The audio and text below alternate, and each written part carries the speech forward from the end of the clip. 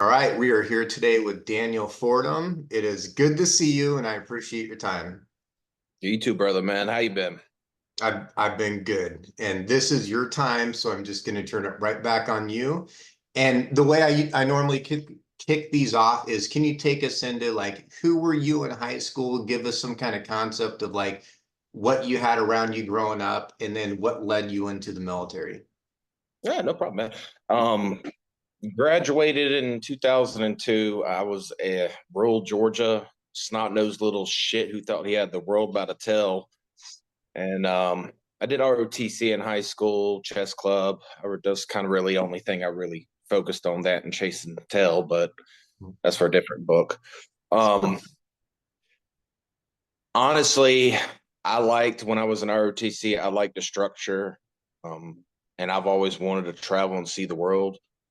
And what better way to do it than let Uncle Sam pay for it? So, I mean, this always was a running joke when I was in Korea is like, travel, see the world, meet exotic people, and, shoot and kill them in the face. But that's, it was just a joke at that point. So, um, joined in 2003. Um, wasn't really the brightest. So my GT score was on the lower end. I had three jobs available to me. And when I initially and got in with my recruiter, I was going to be a cook. And I got down to MEPS, and the person at MEP station showed me the, old discs.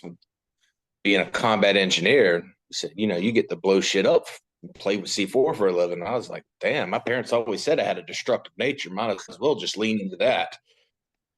And you got me hooked there.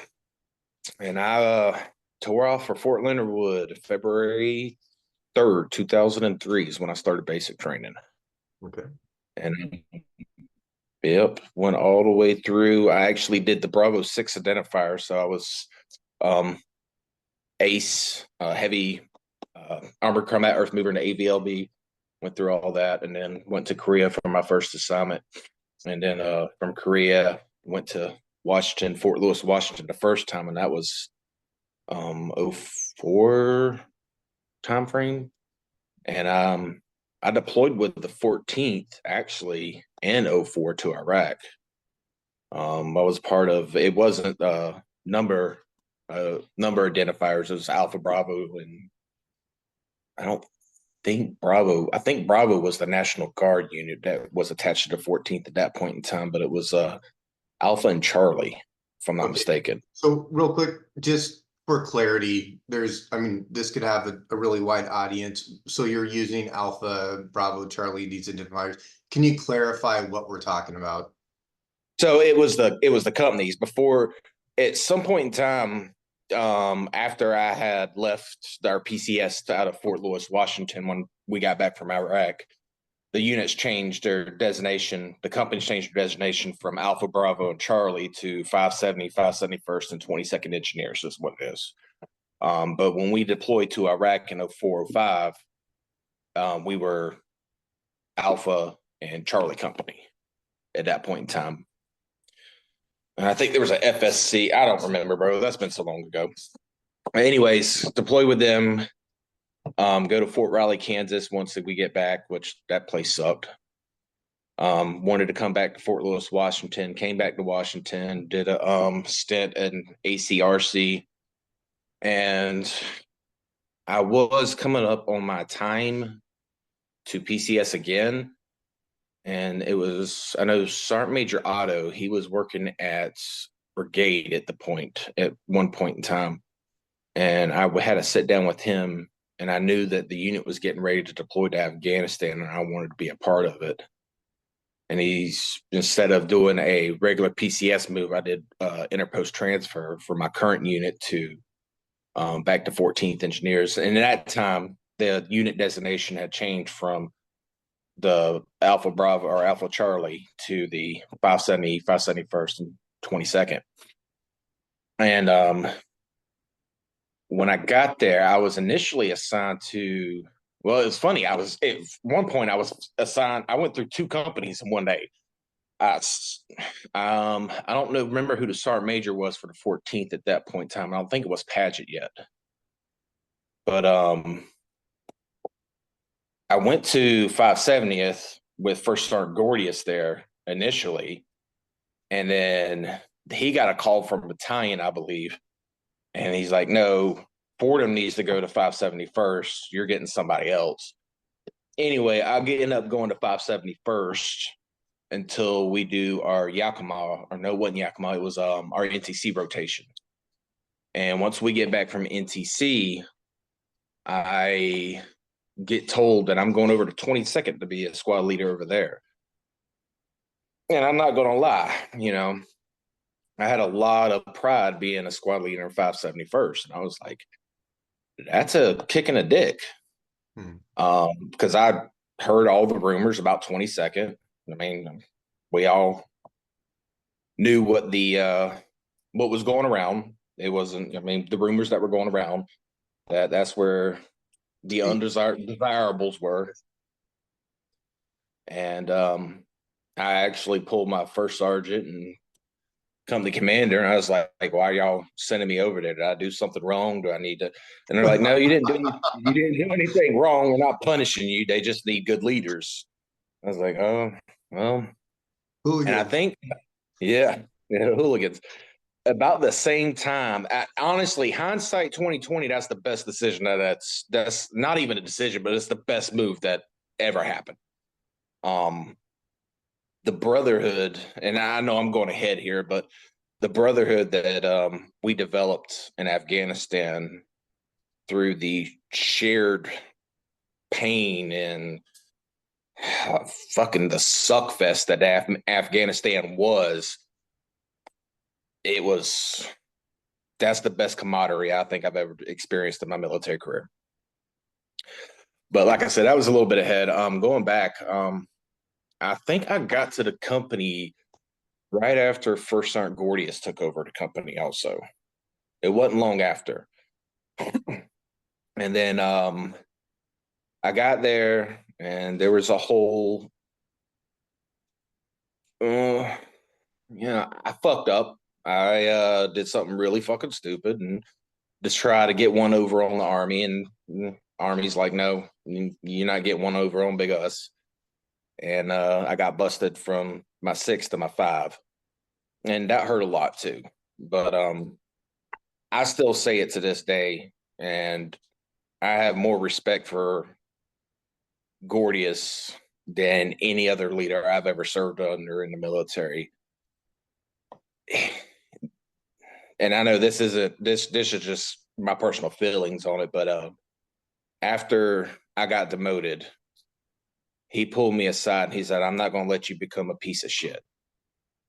He's like, you're going to do your 45. You're going to be a part of headquarters platoon until that's over. Then I'm going to find you a platoon. You'll go back to being a team leader, but you're not going to become a dirtbag. You're going to rebuild. You're going to rebound from this. You're going to be a success story. And that man could tell me right now, hey, Fordham, grab your shit. We're going to the gates of hell, and I'd follow him. No questions asked. Him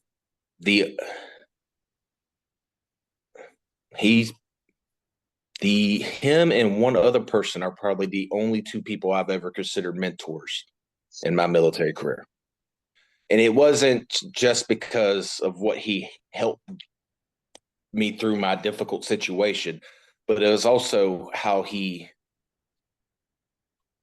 had that presence about him when we were in Afghanistan.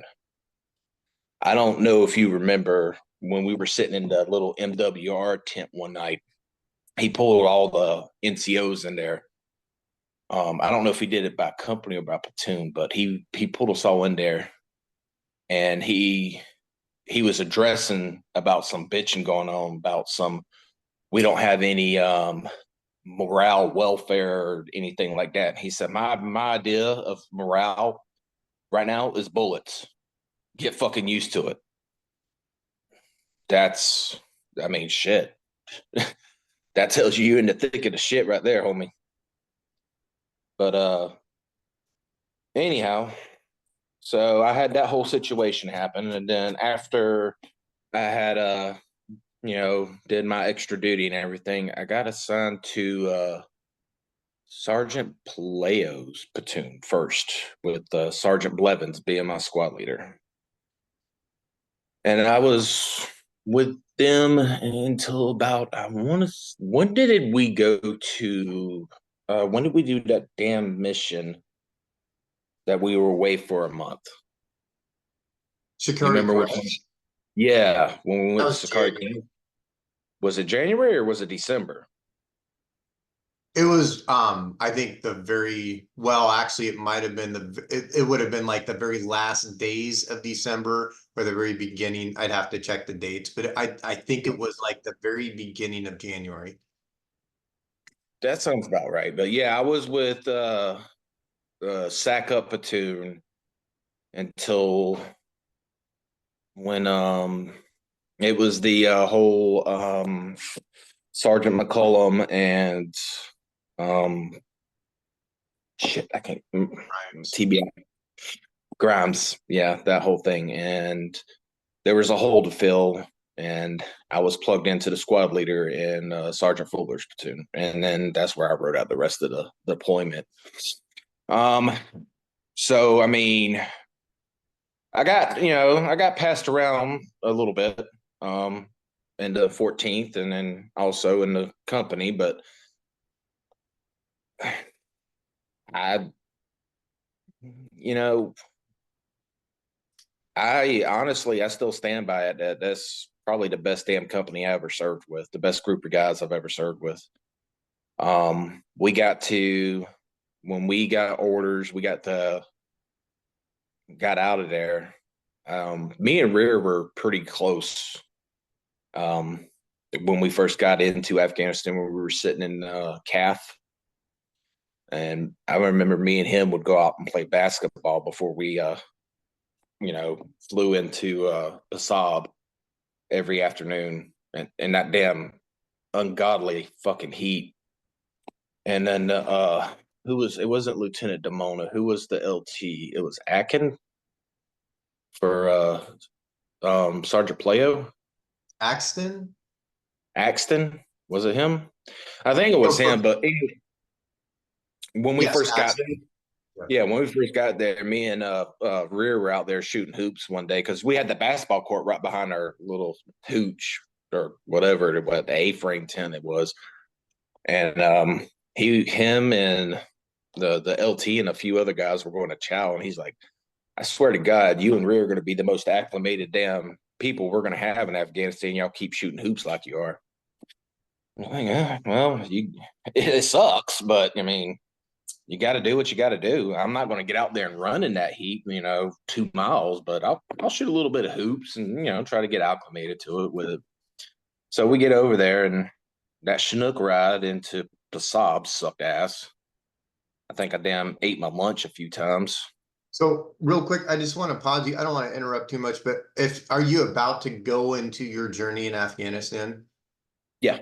Could we pump the brakes a little bit and go back to your time at Fort Lewis? And I'd be really curious to know, um, what's your family composition at this point in time? And did you feel like the training you had prepared you? You had been there before. You Yes. did a previous, so just kind of So was it my training? wife, What did you have to do? Yeah.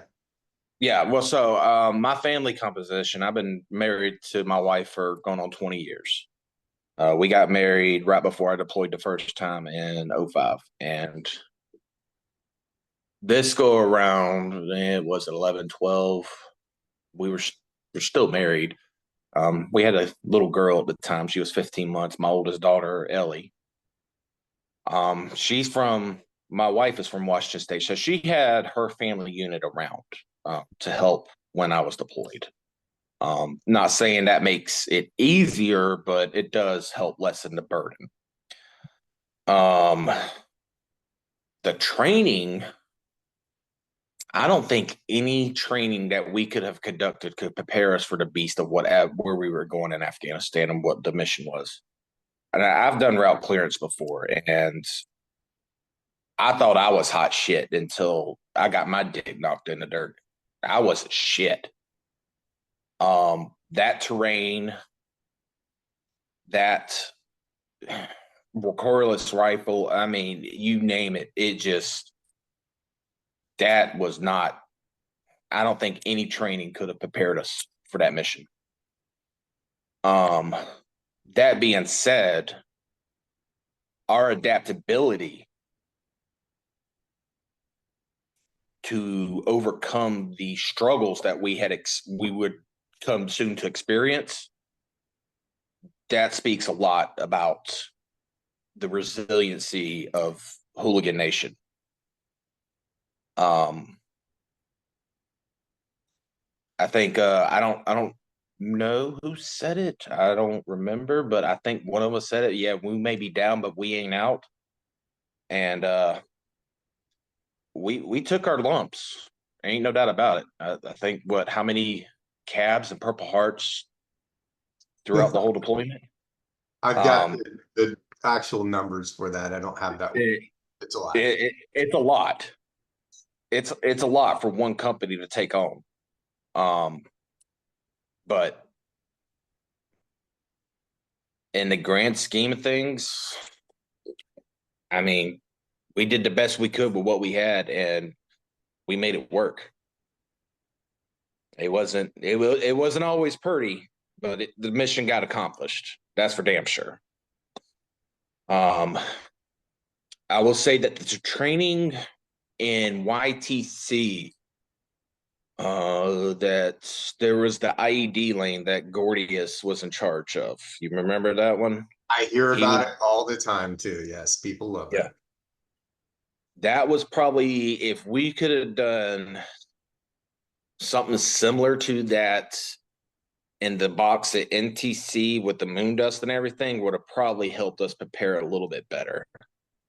Or maybe go out to Hunter Liggett with that terrain out there. Otherwise, just the IED itself with using det cord and baby powder, the realism effect of it. It actually, I know, because I was in 571st when that one happened, actually, also when he was running that lane. And shit, we went through it damn 3 a.m, I think. It was dude, I was half asleep.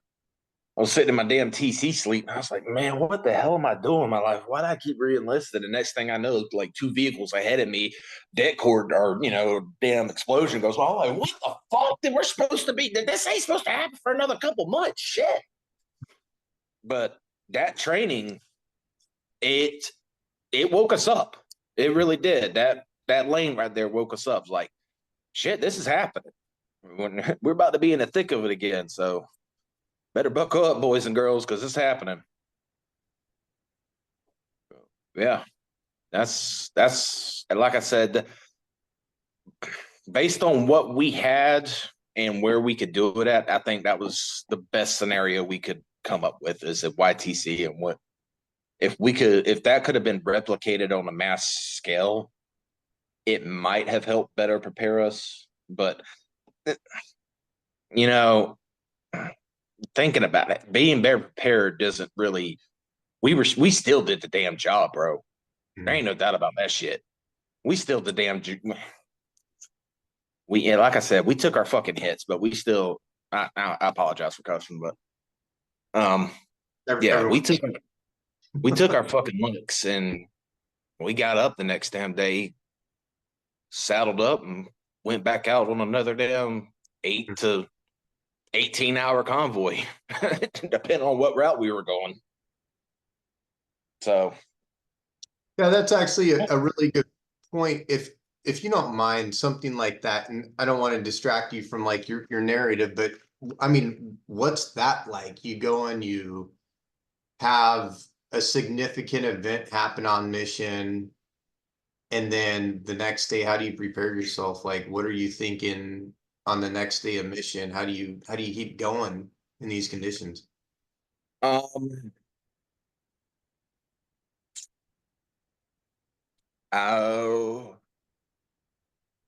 The best way to eat a shit sandwich is one bite at a time. That's a good analogy. Okay. It was a shit sandwich, is what we were served on a platter, and one bite at a time. Okay. We all had soldiers, and I'm not going to sit there. Am I going to sit there and say that I wasn't scared? Fuck yeah, I was scared. Any point in time, this could have been the end for me. But I'm not going to let my soldiers see that. If it's my end, it's my end. My SGLI's done. My will's done. I've done everything I can. But I'll be damned. I'm going to try to lead my best foot forward and be in the front. And I was pretty much the lead vehicle through the deployment. That's Go ahead, man. I'm sorry. I said that that's not a fun place to be because you're most likely to take the hit, right? No, because I was right behind the GPR or was it GPR? Yeah, the GPR and the rake. So I'm the next. Yeah, the two Huskies and then me, and I was like, oh fuck. Well, if I don't see it, if they don't get it, I'm gonna get hit. Fuck it. Shit. I remember Fuller one time. I think I had Barbosa driving us, and it was right before I was getting ready to go on R&R too, and I was going on R&R around my birthday in April time frame. I think we went together, didn't we? I don't. Well, if you went in February, we went together. No, I went in April. I went with Moore. Okay. That's who it was. Yeah, I went with Moore. And Fuller, I think he had just gotten back from R&R, and we were on one of the routes, and there was this big old hill of rock. And I was like, man, I really don't want to call up the Buffalo to dig through that shit. And I had the rollers on me, and I said, Barbosa, roll that shit over. And he's like, what? I said, roll it over. And I hear them Fuller come over the radio. He said, man, that's something ballsy to be doing right before you go on R&R. And I said, yeah, you can't live your life in a constant state of fear. So whatever. It's my time. It's my time. I just honestly didn't want to sit there and wait all day for the Buffalo to come up and dig through it, honestly. But probably wasn't the right answer. So And blew up. Sorry, go ahead. I said nothing blew up that on that day. So real quick, just to make a potentially quick correction on the second platoon lieutenant, was it Abrams or was it Axton? No, it was the short one. Abrams, I think. Yeah. And if he ever watches this video, he's probably gonna like, that motherfucker just called me short. Well, I'm 6'2", so you're short. Okay. So let's now, unless you had something else reflective prior to deployment, I want to take you back to the present and take us into Kandahar. What do you remember so the pathway is we fly into Kyrgyzstan at Manas, and then we go to Kandahar airfield prior to going to where we spent our year in Passab. Take us there with you. What's going on? Well, when we stepped off the bird into calf, that was the most god awful stench I've ever smelt in my damn life. First thing in the morning, I can still remember that goddamn smell from Area 50 poop. Poop on, oh my goodness. I actually looked that up on the internet the other day because I was showing some of my coworkers. Was like, yeah, this is, what we got to smell for a little bit of time. And it was the most god-awful thing in the world. But first thing in the morning and right when sun was set, the smell was the worst. Oh my God. And I don't know how we could sit there and stomach to eat anything at breakfast or dinner time during that stench, but I guess we were fucking starving. Whatever. We flew in. I don't remember what time of day it was. I think it was midday when we got in. And we walked off the tarmac, hot as fuck. We're going through the airport, which is a busted, decrepit ass building. If I'm remembering correctly, I could be wrong. And honestly, I don't remember too much about CAF other than, like I said, I played basketball with Rear quite a bit and that smell. That's about as much I remember out of CAF. I don't even know if we did classes there or any kind of integration training at that point. Um, I don't think we were there long, honestly. I think our time at CAF was short, and correct me if I'm wrong. This is your memory, so there's no correction. I'm just interested in what you recall. Yeah, well, it's not much, honestly. In CAF, it's um, I know I didn't go to when we first got to CAF. I know I didn't touch the boardwalk. I left the boardwalk. I was like, I told myself because everybody was talking about. It's like, yeah, you can go to TGI Fridays, or they had some shops there where you could buy movies, that type of stuff. I was like, I'll wait till I go on R&R or when the deployment ends before I hit it up. That's kind of like be my treat on the way out. I don't want to hit it up on the way in. But yeah, other than that, I really don't remember too much about CAF, brother. Um, I didn't go to the gym there. I mean, the dining, we didn't, yeah, the dining facility, I don't remember it. I know we took the Chinook into Pasab. Um, I think I was one of the first legs in, if I'm not mistaken. I could be wrong. Um, I know when we got there, they had the jingle truck, some sort of truck for us to throw our bags into when we landed in Pasab. We landed right next to the mayor's cell, a little helipad right next to it, and then had to walk. Well, it wasn't too far down to our little compound, and I'm playing with a magnet. I'm sorry, my ADHD kicks in. Um, to our little compound. I don't ever remember even seeing a unit we replaced, honestly. I know there was hardly any left seat, right seat ride with the unit that we replaced. Um, I don't, I think it was a National Guard unit, and I could be wrong. And they weren't there for a year. They were only there for like 9 months or something like that. But yeah, I never did a left seat or a right seat ride. My right seat and left seat ride were with our guys. That's what I remember. I remember, hey, we're going on mission tomorrow. Get out there, PMCS the trucks, make sure everything's good to go. And we're supposed to SP at this time. We'll get our mission brief at this time, and we'll be out there. I do remember. Shit, it was 3 days TOA. It was pretty much 3 days after we took over the whole mission. That's when Blevins Buffalo got hit, and rear end Cosman. Mhm. I was operating the gyroscope in the LT's vehicle, Lieutenant Axton's vehicle that day, and I was on mission with that platoon. And there's so you had Highway 1 that ran right in front of Passab, but then you had the other highway, and it's the only other paved road. It runs right into Highway 1. I don't remember what that road's called, but we were on that paved road heading back to Highway 1. And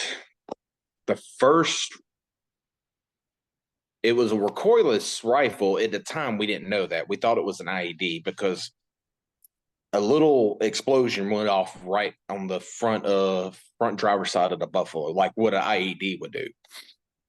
And it got us to stop. We all thought IED. We even heard it on the radio, IED, IED, IED.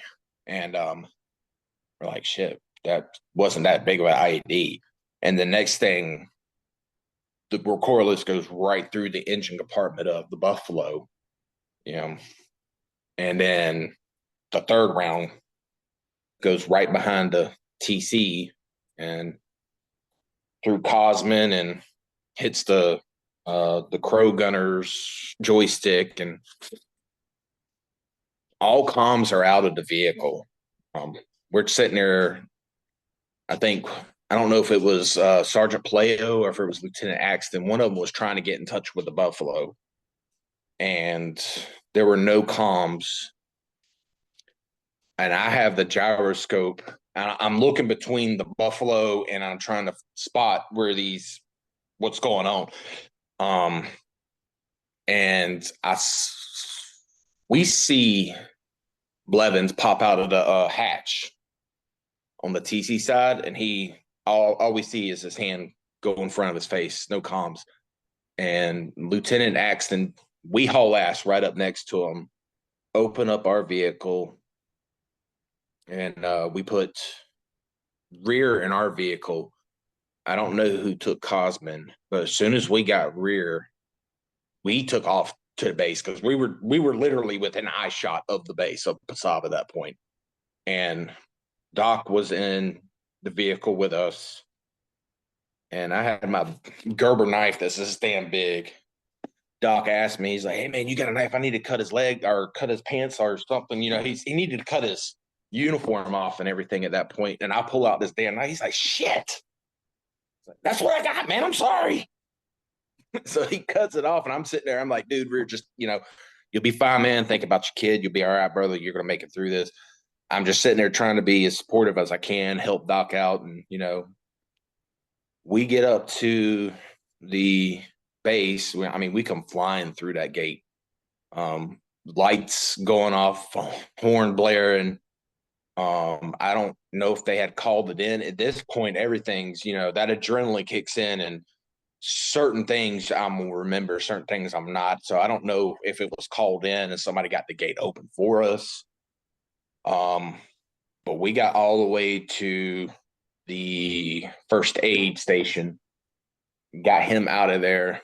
Gordius was already at the first aid station, so obviously they called it into the talk at some point in time. And I remember Gordius being at this first sergeant Gordius, sorry, being at the first aid station. And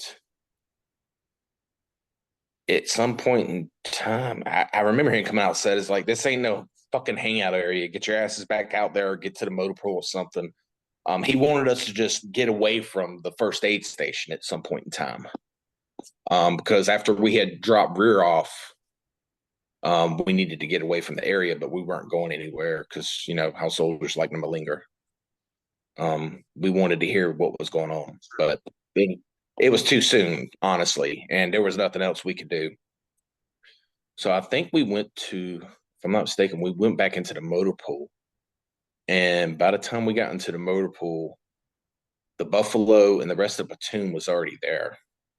They had already pulled the Buffalo into the bay. And I had volunteered to go inside it and help clean it up and, try to do what I can. I walked in there and I was like, holy fuck. That's when it really fucking hit. Like this is not going to be a good year.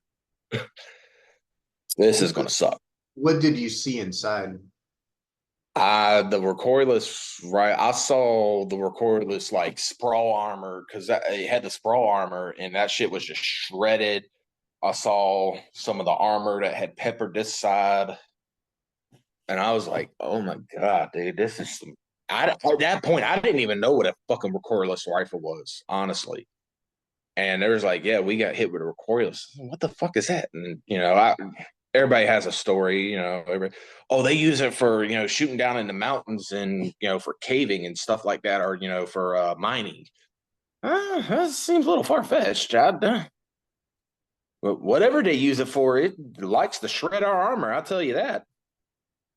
But, yeah, I walked in and, there's certain sights and certain smells you'll never forget. And the smell of blood is not one that I will ever forget. That metallic-y smell. And when I walked in that Buffalo, and I smelled it a few times, more than a few times, but there's been it brought back memories to Iraq. And I opened up that, walked in there and I opened that up and I was like, shit. And here we are. And then I think First Sergeant Gordius, he came up into the Buffalo at some point in time when I was up there cleaning up, and he had two. They weren't bleach. It was some sort of chemical to help get the blood up. And I, I don't think we talked. If we did, I don't remember talking. Honestly, I know he handed it off and did what a first sergeant does, but I remember mixing that stuff up and trying to clean up the blood, and I was,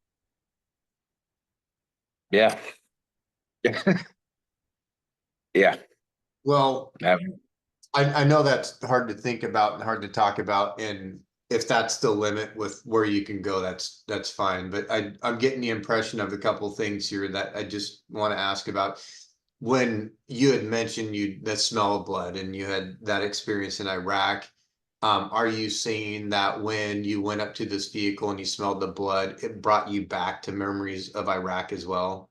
So I had lost a good battle buddy in Iraq, and I know this has nothing to do with our deployment. And I'm not trying to It do matters that. to you, so keep going. I mean, well, Um, let me preface it. We got about 3 minutes till the first break. okay, So it this won't is take something. long. Okay. Um, so I lost a good battle buddy in Iraq due to an IED, and when we got back on base and where I was at Famarez in the Humvee, I opened up the Humvee, and that smell, it's a smell that you'll never forget. Um, I was on cleanup crew that time also. I don't know why I volunteered for stuff like that. I guess I'm a glutton for punishment. Well, I have some ideas, and I think Parker had some quotes to that too about that impact that has on us, and I think I'll just be sensitive to that. Let's take our break here, and then Okay. we'll talk a bit and come back into it. Okay. I'm gonna go smoke a cigarette, bud. We're back from this break, and we were talking about in that moment, being in the vehicle and you're cleaning up all the blood from rear. And you had mentioned earlier in the interview, this is a guy that you had been playing basketball with at Kandahar, and just as much as you can, as much as you're willing, can you take us in that moment with you? Let us know what you were thinking and feeling in that moment. Yeah, well, so when I had open up the Buffalo door, I had to saw the sprawl armor and the blood and the armor and everything, and eventually got the cleaning agents to get in there and wipe it up. And I remember thinking, it's like, why the fuck did I volunteer to do this again?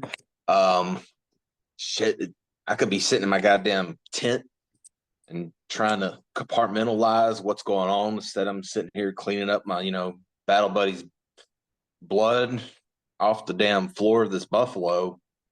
And at some point, I was just sitting there. I actually got totally mind numb to the whole situation of what I was doing. I was sitting there cleaning, but I don't remember thinking much after that initial, complaint that I had inside my head. And I think I was just going through the motions. But I think that was me subconsciously putting everything that had happened that day into coming to realization of what had happened to us that day. The fact that, just a few days prior, I was playing basketball with Rear and Calf. And I think we bullshitted around that morning before mission also, if I'm not mistaken. And then, Cosman, I think we called him grandpa because he was so goddamn old. I mean, but, you know, we had that camaraderie with everybody. And just like that, in one mission, two of us just taken out. Um, Two of them wounded. Um, thankfully, I think it wasn't. It's a few hours later, maybe a day later, when we got the word um, that there were going to be significant damages to Rear's hand, and Cosman got peppered up and everything. I do remember at one point in time, it's funny. Um, it was just a few days afterwards, and it was the crew that helped Cosman out. But he whoever was helping him, and I can't remember who it was, but they were in the back of the RG, and all Cosman kept saying is my dick there, is my dick there, there.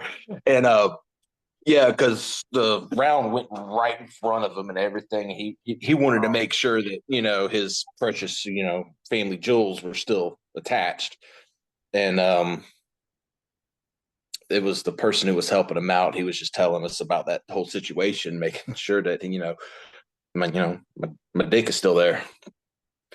And that helped lighten the mood a little bit afterwards, but still, that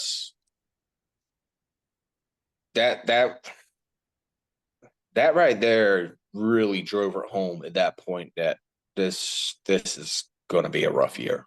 Mhm. Doing route clearance isn't the sexiest damn job. Let's be honest. You drive around, you look in windows at 5 miles per hour, sucking down rippets like they're damn going out of style, trying to stay awake and waiting for a moment of, is that an IED, or is that an insurgent? Is what's going on here? And now you add in the we had the IED factor, smart alarms factor, RPG factor. Now we got to add in this recoilless rifle factor, and we're the biggest goddamn thing moving on the battlefield. 7 to 9 vehicles deep, going at 5 miles per hour.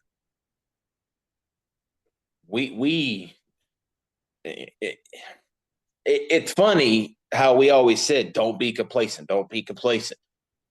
Route clearance is the most complacent thing we fucking do.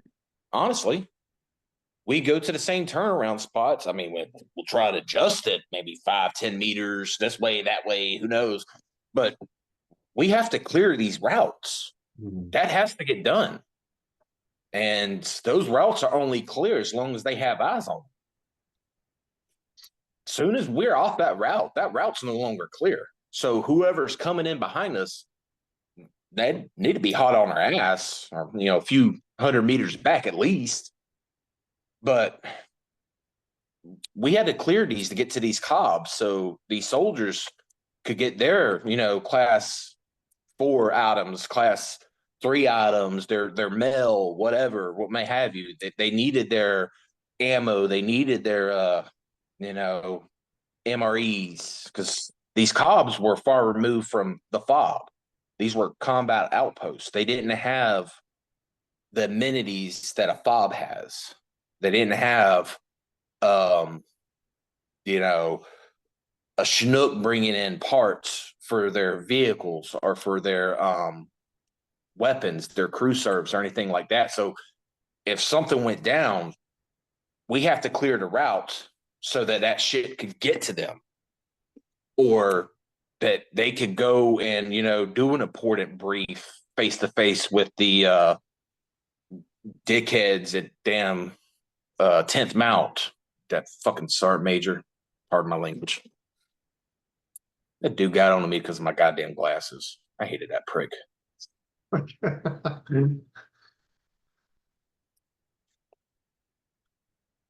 So it was route clearance, like, again, not a sexy job, very monotonous, very, I want to say time consuming, but that's what it was. It's we're out there. We're that falls under our wheelhouse as engineers. Is assured mobility, counter mobility, and survivability. And clearing those routes assures the mobility of the battlefield. And we did a damn good job at it. How many IEDs did we find over that year? Like 700 plus? So more than that, Okay. So a I lot. won't interrupt your time, but more, I'll No, tell you. no, you're good. But it's a lot. Mhm. But after that whole scenario with rear, I think we got kind of before can't remember before we got that platoon from 570th. Mhm. I remember our mission set was rough. It was rough. It was like maybe a day off a week, and that day off you were QRF. So if something happened to somebody else, you had to be spun up to go. And during that time frame, vehicle maintenance suffered bad. I'm not gonna fucking our RGs took a beating, bro.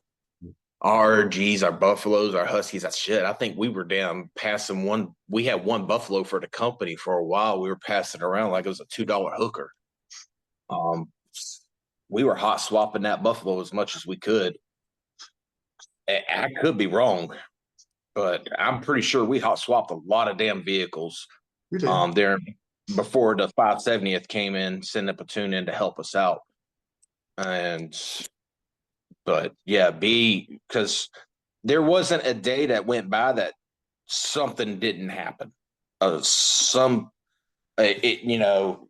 Me being in second platoon, somebody in first platoon get hit. All right, spin them up. We're taking three RGs with the low boy and the wrecker, and we're gonna have to go load up this other RG that got hit down Route Red Stripe, or they hit a toe or something, and whether it be, I can't even say we had vehicles break down because even though they were held together with hopes and dreams for a little bit, they still did the damn job.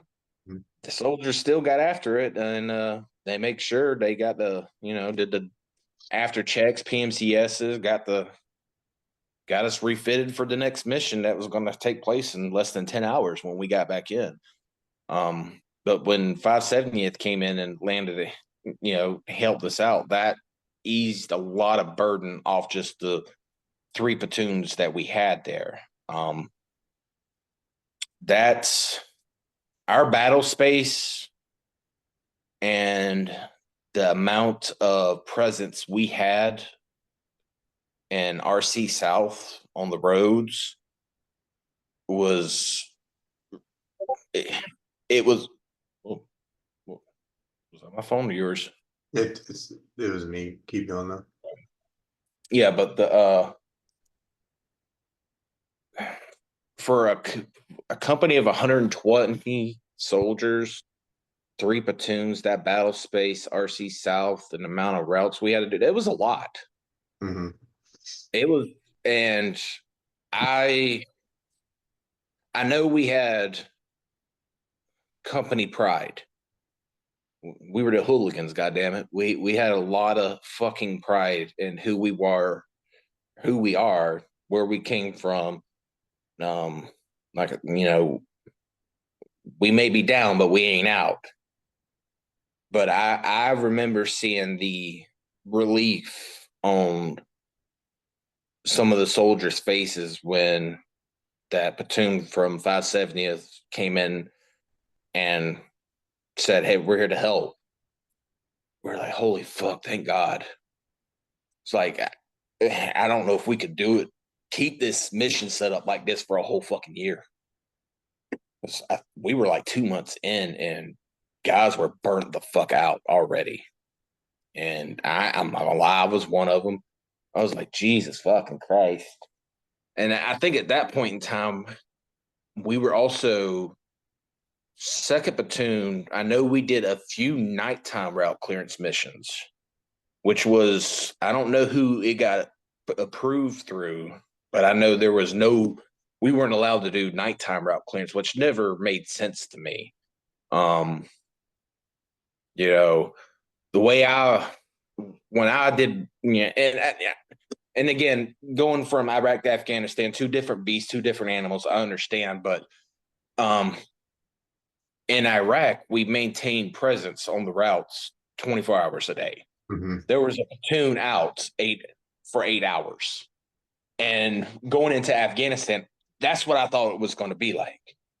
Okay, so we'll have, we'll rotate, that type of stuff, but we didn't do too many nighttime route clearance missions, honestly, which I never understood, but that's again above my pay grade. But we did get finally approved to do a few nighttime route clearance missions. And I remember me and White, Marcus White, he was my driver. We were everybody else. We had just came off one of the very first nighttime route clearance missions, and we had the shoot me lights all over our vehicles. Big ass spotlights going down the damn road. Everybody could see you. Still, even to this day, with all the technology we have, the best way to spot IEDs is still with the human eye. You can't see shit if you can't. You can't see IEDs if you can't. They're not lit up. So we had all the shoot me lights over the vehicles, and I remember I had the old the OIF rollers, the green ones. Not the hydraulic ones, the ones that were. I prefer the green ones myself, going through all that moon dust. But anyway, they had the shoot me lights on the front of them, and I know I had a bad wire connection in one of them, and it kept grounding out whenever it hit the metal. So I told White, I was like, "Hey man, when we get back, we're gonna have to sit here and figure this out, rewire these lights up, see if we can get them ready for next mission." And we got back in. We're sitting out there like it was one of those short missions that really nothing happened. And I don't think anything happened on those night missions, honestly. But we got back at like 2, 3, maybe in the morning. Everybody else is heading back into the tents, bedding down and everything. Me and him are out there, and he's sitting there, he's bitching. He's like, "Well, I don't understand why we got to be out here. Why can't we just do this in the morning? Let's just get it fucking done now, man. It's already fresh on my mind. It's we saw it sparking. Let's just get it fucking done, and then we can go, bunk down. We'll be good." Um, it's funny how I can remember little instances like that, but some things I can't recall to save my life. But yeah, I remember that little interaction I had with him, and I mean, we got the lights up and running. It didn't take us long to get it fixed, and then vehicle was ready to go the next day. But I guess where I was going with that is just the vehicle maintenance. That was a never-ending struggle in itself. Come off mission, you had open air filter, dust it out. That shit would just pile in there. Yeah, wipe down the windows from all the dust. I mean, I'm not telling you something you don't already know, but I'd totally forgotten about the air filters till you said that. You're right. We'd have to clean them out every time. yeah. And then I think about once a week we had to pull all the ammo, wipe all the ammo out, all the leak ammo for the crew serves also, because dust just got everywhere out there, man. That moon dust was fucking everywhere. Mm-hmm. And it was we got there in what, May time frame, June? All right, when we first arrived, June. Well, it was, June? yeah, I mean, it's July to July, but June. Yeah. We were in theater in June. Yeah. So I mean, I was still with second platoon. It was actually one of the very last night missions we were doing. And it was because the Army didn't do stop loss anymore at this point in time. So if it was your time to ETS, they would send you back to the stateside. So we would take them, we took our guys that were, even though they were ETS, and we took them over there for a brief period. And then as soon as they got closer to their ETS date, we'd send them back. Well, one of my drivers besides White, it was before White was Herrera. He was my driver. And we were doing, I don't know what route it was, but I was not the lead vehicle that day. I was third in the line, and we had hit the turnaround spot. And the first two vehicles went right over the IED. And when it got to my vehicle, it punched right through on the driver's side through the wheel well and everything. Rocked our world. We can only guess what it was, but it was a damn perfect circle right through the wheel well of that vehicle. That one rang Herrera's bell. I know that he had migraine issues after that one for a while. I don't know if he still does. I hope he got seen about it, but I think that one took him out off mission for a little bit, honestly, because I want to say it was some. It could have been anti-tank mines we hit or something. I don't know, but I do remember we were the third in the lineup, and when we got hit, I was like, "That sucks." Mhm. Like, I'm third fucking vehicle, and I still got hit. I was like, "That fucking sucks." So it don't matter where you're at in the rotation, man. It's if it's your time to get hit, it's your time to get hit, and the unit and a big army says a fine is a fine, whether you find it or it finds you. So That is true. yeah, and I remember we had to get it towed out of there, and my bell was rung. The radios weren't knocked out; they were still working, thankfully. Somebody came over to comms for me to throw smoke. I threw smoke out, and Blevins got on the ground, helped hook us up, and I was remembering, I was like, God damn, this dude had wheelbarrow fucking when he walks. He's just out here walking around like it's nobody's fucking business. I was like, shit. Um, got it back in there, and my vehicle was down for a few days, but yeah, that was pretty much it at that point. I mean, we'd go out, find some find us, getting a little tick, break contacts, and continue on. And that happened all the way up until around December time frame, or yeah, it was around December time frame. And Gordius pulled me aside. He's like, I'm removing you from your team. And I was like, oh, well, what the fuck did I do now? Am I getting fired now? He's like, no, I found the perfect job for you. I say, okay, well, what you got for me? He's like, you're going to be A&A liaison and help out with their training.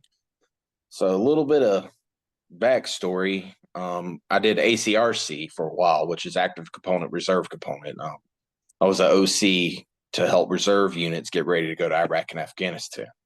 That's what I did before I came back to the 14th the second time.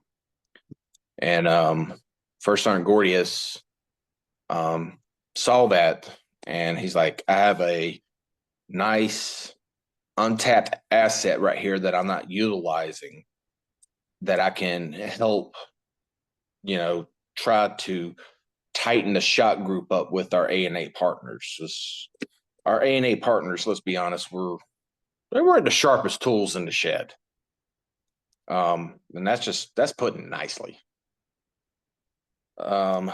So he's like, I want you to be the training partner for the A&A liaison. I was like, okay. So me and First Sergeant Gordius walked down to the A&A encampment, and I met with their, I guess, leadership with interpreters. And the whole time I'm sitting there thinking, I don't like this at all. I understand that, we have to do things we don't like all the time, but I do not like this. Knowing what I know now, I would happily take that position if the events a few days later would have never taken place. Mm-hmm.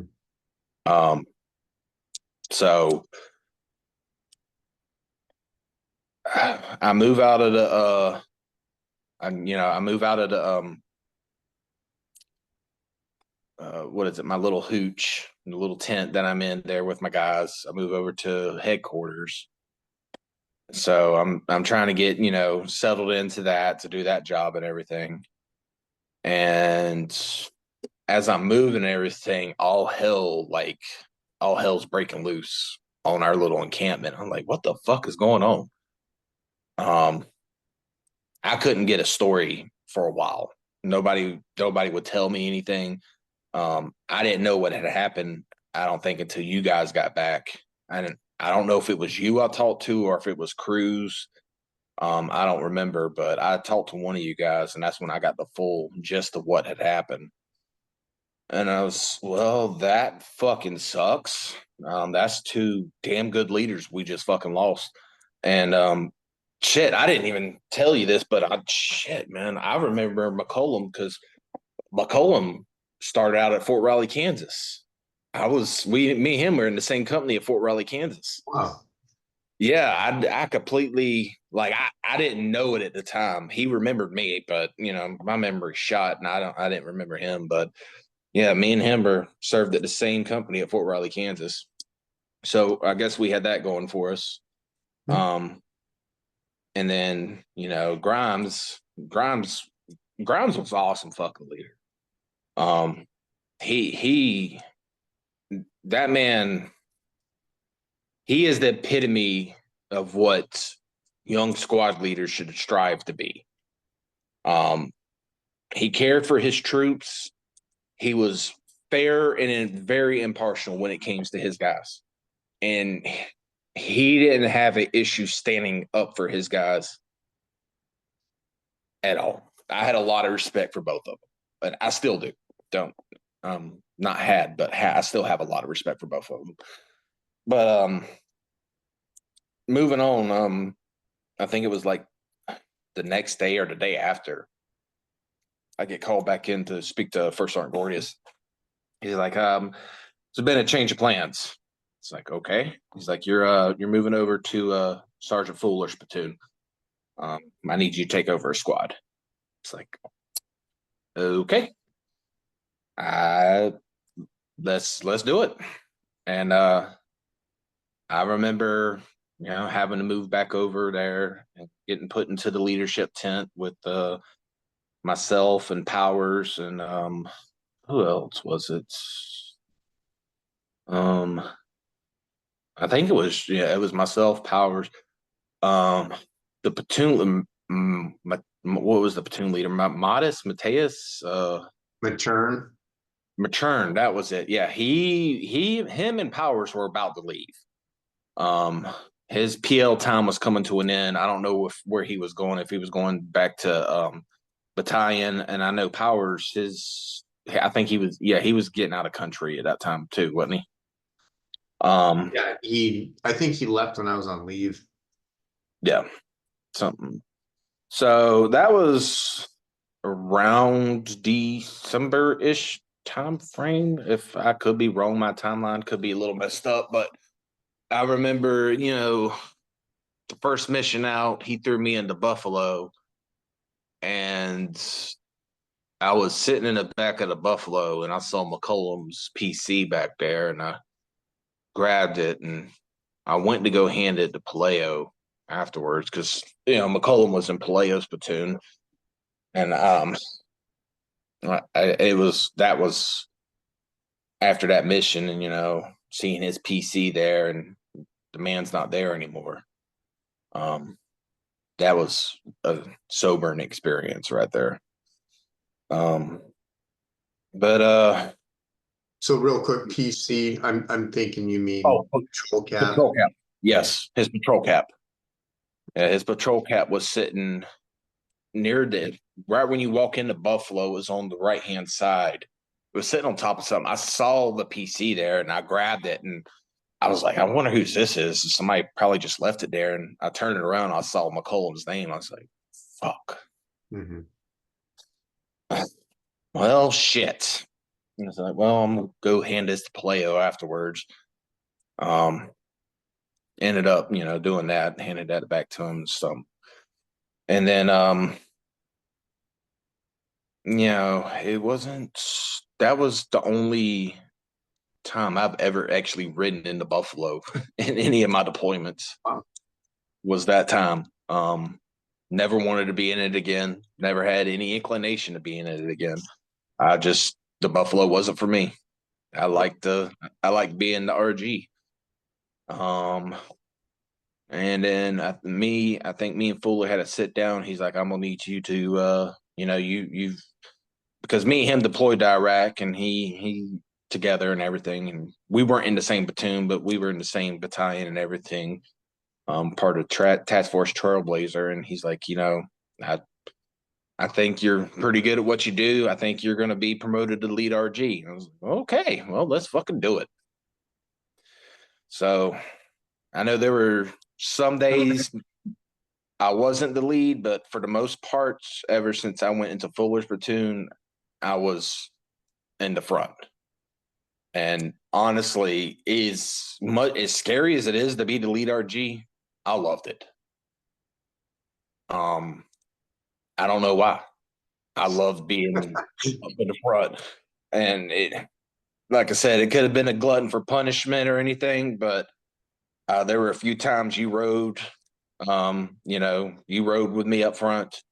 I had Barbosa, he was my driver, so was Hosopple. Finn every now and again would drive for me. And I think I had a pretty good crew for my RG, honestly. I couldn't complain about my guys at all.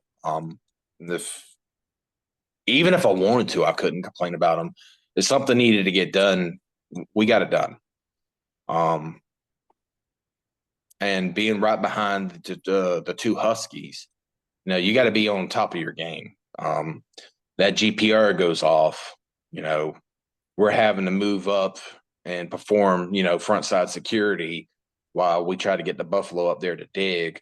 Or if we see something that the rake hits, we're having to call, stop, and do the same thing, get that front side security for those Huskies. So that way you guys, because I know you did the GPR for a little bit, if I'm not mistaken, right? I never did the GPR. I did the metal panel, the wire detector one for a little bit. Yeah, you were in one of them for a little bit. It was Sanchez that did the GPR quite a bit, if I'm not mistaken. Yes, and he was good. He was very good. Yeah. So getting up there when they would ping on something and, getting that front side security was always, I took pride in that. Making sure that those guys were protected. Like I said, there's a few times I was not in the league. And one of those times was the month we went to Sakari Perez. So I remember before I went to the platoon, there was talks of a big mission coming down. We're going to have to go, send a platoon out to do this, to help out with this other engineer unit.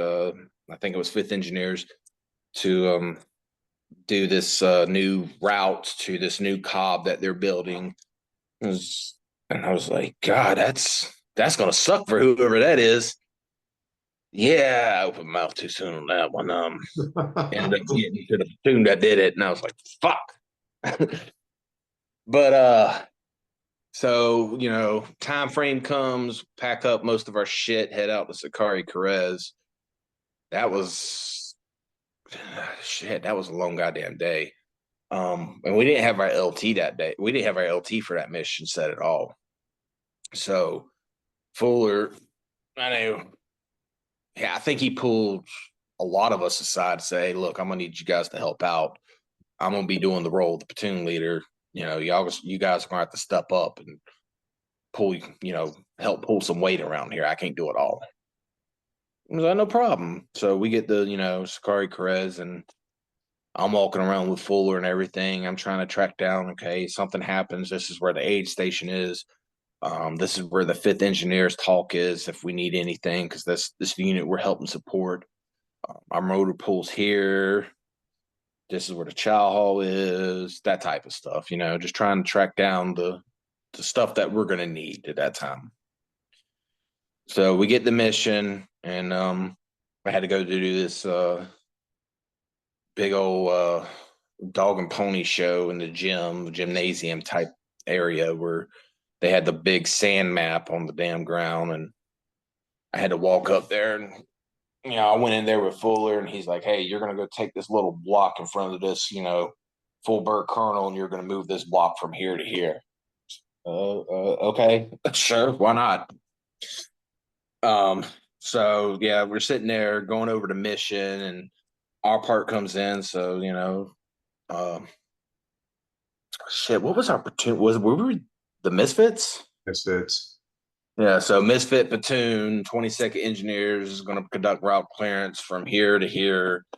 Um, so, and then we're going to, go all the way up into here, perform 360 security while you guys come in, bring the dozers in, level the land so you can build a cob, all that other happy horse shit. So the day of the mission kicks off, and that was rough. That goddamn mission kicked us in the teeth. And it wasn't that it kicked us in the teeth in the aspect that we got our, you know, we got hit on that mission a few times. But that mission, it tested your endurance. We were out there for days, bro. And I'm like I said, I'm not telling you something you don't already know, but we were out there for days. And I remember, the first day, now I wasn't lead RG at that time. I was behind, I was behind a trailer. Shit, I can't remember. It was the semi truck with the low boy. And damn IED goes off and blows up a tire on the trailer.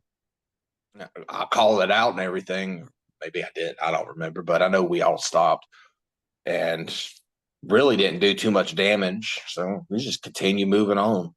And at some point in time, I think it was the first night, pulled, wagon wheeled it, put the two Huskies, and, we did our 360, Mhm. all the RGs, pulling our security. I think we were at 75% security, or maybe 50% security, rotating our guys on and off, trying to get a little bit of sleep here and there. Had the Huskies in the middle. It is sleeping in the RG when you're already damn hot, tired, and smell like 3-day old booty hole does not it does not go well. And then you pack in three other grown ass men next to you. That's pretty ripe. So we wake up, or not even wake up, but we get the call to move out. So collapse our security and everything, start heading out, and it was about near the end of day 2. And I don't remember which vehicle it was that got hit. I don't know if it was the Buffalo or if it was a RG, but we got hit. One of the vehicles got hit, and we were able to self recover on that one. And we pulled up, performed a little stand to security, and somebody had said we were in a minefield.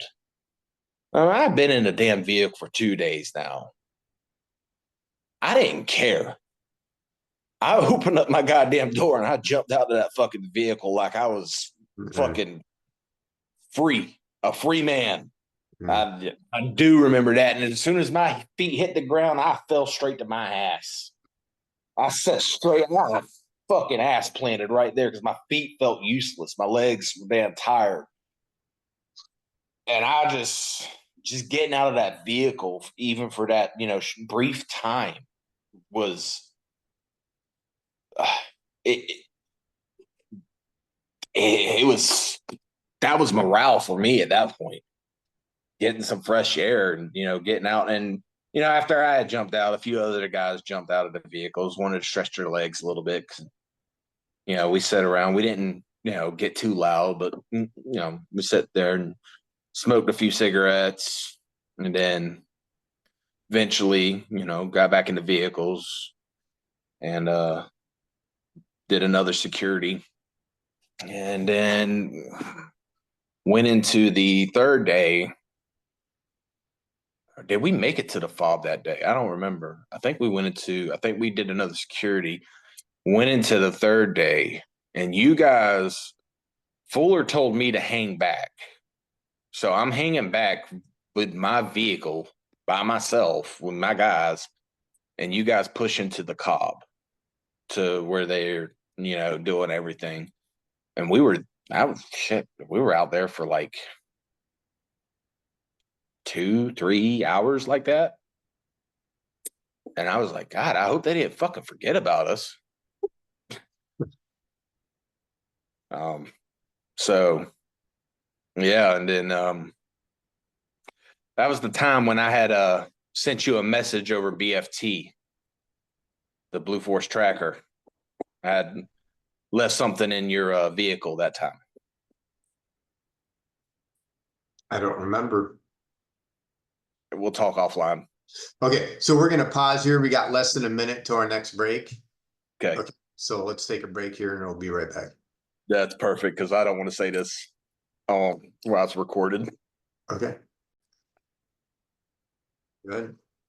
All right. So, like I said, we had sent you that BFT and about something that I needed you to pick up for me, and we were still, sitting. I don't even know how far we were from you guys, honestly. But I know you guys said, it came over the radio, we're heading back. And, you got up next to me. I think you were lead RG that day too, or through most of that mission, if I'm not mistaken. Because you're the first RG that came beside me and then kept pushing forward. And I fell back in place where my spot was. And I was like, oh, we're heading out. It's been a 2.5 days. Might make it back tonight. Might maybe make it back in the morning. Maybe get a quick shower, some hot chow instead of eating MREs. Be good to go. So start heading back, and nighttime comes, and the call came from someone to continue pushing. We weren't gonna. So we were. I think somebody else had it in their head that they were ready to get back to. Somebody who, yeah, we'll just leave it at that. So we were pushing through the night, had the shoot me lights on, going down this road that we had just made, heading back to Sakari Perez, and it was I don't know if it was the GPR that had a hit one that that ring off a IED or something, but for some reason we didn't get the Buffalo up there. We had the RG with the rake that had its own little arm on it, and it was Bart who was doing that RG. So he goes in, he goes digging, pulls up the IED and everything. It's got this nice little IED with this pressure plate running on the ground, and he starts driving forward. And the next thing you know, all hell broke loose on the damn radio. Like, oh, stop! He's gonna hit the damn pressure plate. Sure as shit, he hits the pressure plate. The ID goes off right next to him and everything. We all saw the damn blast. And I was like, damn, that's gotta hurt. I hope he's okay. Thankfully, he was fine. But at this time, you don't know that. You see that shit go off, and that just, it was at face level inside of an arm right there, and I was like, fuck. So the call came down at that point. It's like, nope, we're stopping here tonight. Let's go and do security. So got security done, and I remember that. So I'm helping, get security set up, and the next thing I know, my door flies open, which I don't know why I wasn't combat locked, but it's neither here nor there. And the platoon sergeant, Fuller's right there. I had the medic in the truck with me. And he's sitting there, just going on, 100 miles per hour up my ass. Why don't I have the medic there right now doing, mace on Bart and everything? And the security wasn't even fully set up. And I was like, fucking security ain't set up. I'm not putting the medic's feet on the damn ground until we get this. Because we didn't even have the our little security site. They were rolling. You guys were rolling it at the time, making sure there was nothing there. That wasn't even done yet. And I was like, I'm not going to risk our fucking medic. Is Bart okay? Is he alive? Is he, physically injured at this point? No. Okay, he'll be fine for a few more minutes. Let's, make sure our site is secure first before we get this fucking medic on the damn ground. So that chapped my ass that night. I ain't gonna lie. But finally got over there and I pulled, Fuller aside. I say, hey, look, that wasn't cool, man. He's like, yeah, I know. He's like, I'm just under a lot of stress, and this mission's from the word go has sucked. It's like if it could go wrong, it has fucking went wrong. Yeah, well, that's life, bro. That's how it is. We adapt and we overcome. All right, we'll be fine. We'll, Bart's okay. Our guys, we're like a bruised turd at the moment, but we'll be fine. All right, try to get some rest as much as you can. We'll try to get out of this tomorrow, get back onto the fob, do some maintenance, and then, do what we do. So going in and we're almost, wake up the next morning, head out, and, everything's going fine. I don't remember anything throughout the day going bad on the way back in until we're almost to Sakari Perez. And one of the vehicles had got stuck, and we had called. I think we had a wrecker with us. I don't know if we called for one or we had one with us, but it was one of the Hemet wreckers. And they went up to go get this vehicle unstuck and ended up getting stuck themselves. Like that's I was like, God damn, dude, we just can't catch a fucking break. Shit. Somehow, I think we ended up hooking a couple vehicles to everybody, and we ended up chaining ourselves out of it at some point somehow, and ended up getting back that night. And I remember getting back in, doing a quick refit. Let's fill up the tanks. Do a quick PMCS, just make sure everything's good. I know you guys are tired. You want to fucking get out of this. That's fine. So got that done. We did a brief with the 5th engineers. And after that was done, I remember going to, we were in Choose for that one. Went to the Choose. I was bunked up with Fuller. And I think you guys had already went to take showers and stuff. And I went to the shower and I started, watching, and I just remembered all the black nastiness coming off of me. And I was like, this is fucking disgusting. I think I ended up washing myself like 4 times just to get that shit off. It's like, good Lord, that mission fucking sucked. And like I said, that mission, we got hit a few times. But that mission really tested our mental fortitude more than anything. I had no doubts that we could take a hit and keep moving, but taking a hit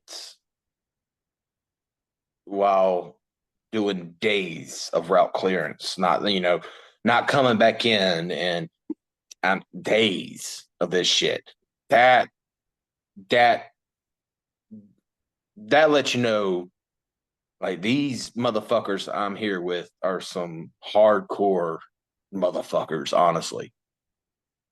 There was no quit in us at all.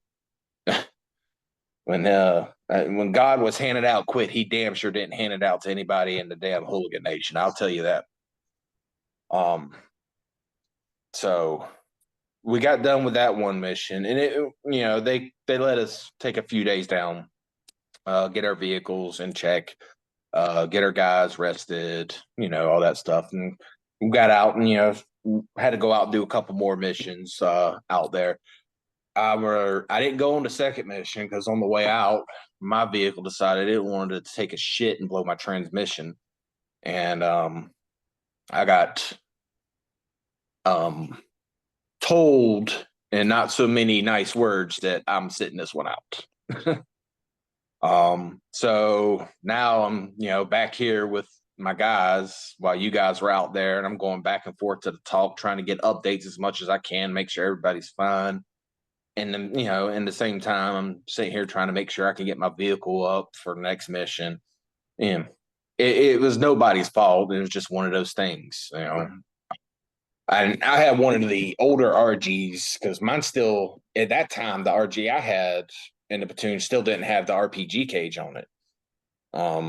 So the one thing I loved about my RG, even though it was older, that goddamn AC fucking rocked. And they were like, "Hey, you need to get rid of your RG." I was like, "No, my AC's good. I'm good. Good, man. AC's cool. AC's king out there, man. Be for real. Do you want to be in 100+ degree weather in a damn sweat box, sweating your nuts off?" So yeah, I think at that point, my old Betsy, she had had enough. She's like, I need to take a break. So, you guys go out, and that turnaround wasn't too bad. I think you guys were only out there for 2 days, maybe. And like I said, I kept running back and forth up to the talk every so often to get updates and see where you guys were at, try to track you as much as I can. And when you guys got back in, I had my guys down in the motor pool help you guys get refit, so that way you guys could cycle in and that type of stuff. It was about that time. Our time was coming to an end. I think we ended up doing one more mission, if I'm not mistaken, back out to the Cobb. And this was just to get the. I think I don't know what the intent of us. Well, I know what the intent of route clearance was. Um, but I think it was just to get the route established from Sakari Perez to that Cobb that they were setting up. So I think on the third go around at that point, there was really nothing going on. I don't remember. Honestly, past that first mission, I don't remember anything significant happening pretty much after that. I don't know. I didn't see anything on the second mission. Nobody had told me anything about it. But like I said, the first mission was that's the one that tested our mental fortitude on that one. So we get the call, it's time for us to head back to Basab. So on the way back to Basab, of course we're doing route clearance. I think we ended up taking a few routes from another platoon, if I'm not mistaken, at that point. And I'm back in the lead RG right behind the rake. I'm sitting here, it's like, yeah, man, it's gonna be good to be back at the tent. It's gonna be back in my area. Everything's gonna be nice. And I see this spark, right? The rake's in front of me, and I see this spark go off, and I called it, and I was like, I'll stop. Possible IED. I saw, this thing go off. It was like, I don't know if it was a glint or a spark, but I think what it ended up happening, the command wire or the pressure plate had gotten pulled from the IED at that point. But there was an IED there, and I remember it took a while for that one to go off, or to get it. I think to get us approval for the BIP, because I think we sat there for about 3 hours waiting on the Oh, BIP my. approval. Hmm. Yeah, that one I remember sitting there for a while on that one, and I don't know why it took so long. I never got an answer, but after that, getting back to the fob wasn't, no issue. Got back, got unloaded. Um, Continued on. Went on with our normal mission set and everything. Uh, that took us about to February, March time frame. Um, I know it snowed somewhere in there also. During that time frame in the winter. Now I was sitting here thinking, it's like, oh, this is some shit. We're in the desert and it's snowing. Um, so yeah, there was that. But during the wintertime, I'm not gonna say it slowed down, but it did hit a little lull. There wasn't as much activity during the wintertime for us, which thankfully that was a much needed break for us as a not as a as a unit as a whole, but even as a platoon. Um, we did have some small little things that hit a small IED here, pop our tire or something like that. But as far as any of the big shit going off, that during the wintertime there wasn't much going on, thankfully. And I remember First Sergeant Gordius saying, don't get complacent just because it's winter doesn't mean stuff won't happen. And he was right. And sometimes we'd get in a little tick here, or a little firefight, or something like that. And then, honestly, as opposed to spring and summer, it wasn't too bad during the winter time frame. So get past winter, we're getting close to what is it, our ninth, 10th month there at this point. And we get called up for another big name mission. And we're going to go down a route that has been black for the last 3 years. And a black route is a route that hasn't had any coalition forces down it during that time frame. So I remember, like, I don't know, again, echelons above my pay grade. I don't know what the intent was for us to do this. I have no idea. But I do know we have unlimited APOBs from what I've been told. And we have MICLIC and an open BIP window. We just have to give a 5-minute countdown. That right there, those three things, that's a pretty goddamn big name mission, honestly. If we have to get a 5-minute countdown BIP window in theater, that takes a lot of pull. That's not something that's done at a battalion or even brigade level. That's up at theater level type stuff. So this tells you that this mission going off that we're about to take part in is pretty big. So we're going down. We were tasked with clearing this route, and it was called Route Prissy. 82nd at this time had taken over for 10th. Had well long ago had taken over for 10th Mount. They're to the north of us on the route. And second ID, if I'm not mistaken, is to the south of us. And while we're going down the route, they're clearing these villages alongside us. And then we have other forces, out doing what, military does best. So we get on the route and everything. and we go with our.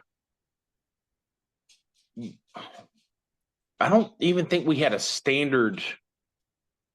No, we did. We started off with a standard route clearance package, and that was, two Huskies up front, RG, Buffalo. This one we had the Doking with us, so we also had the trailer. I don't know if it was on one of the RG's trailers or if we had the semi with us at that point. I don't remember, but I know we had the Doking with us also. So we get confirmation that there's certain spots along this route that we need to pay close attention to because they're suspected IED spots. And at these spots, we're to take the APOBs and employ them and see if we can get a sympathetic debt. So I'm in the lead vehicle. I have a set of APOBs with me, and I think you were in the vehicle behind me, if I'm not mistaken. I know you had a set with you. And I had never employed APOBs before.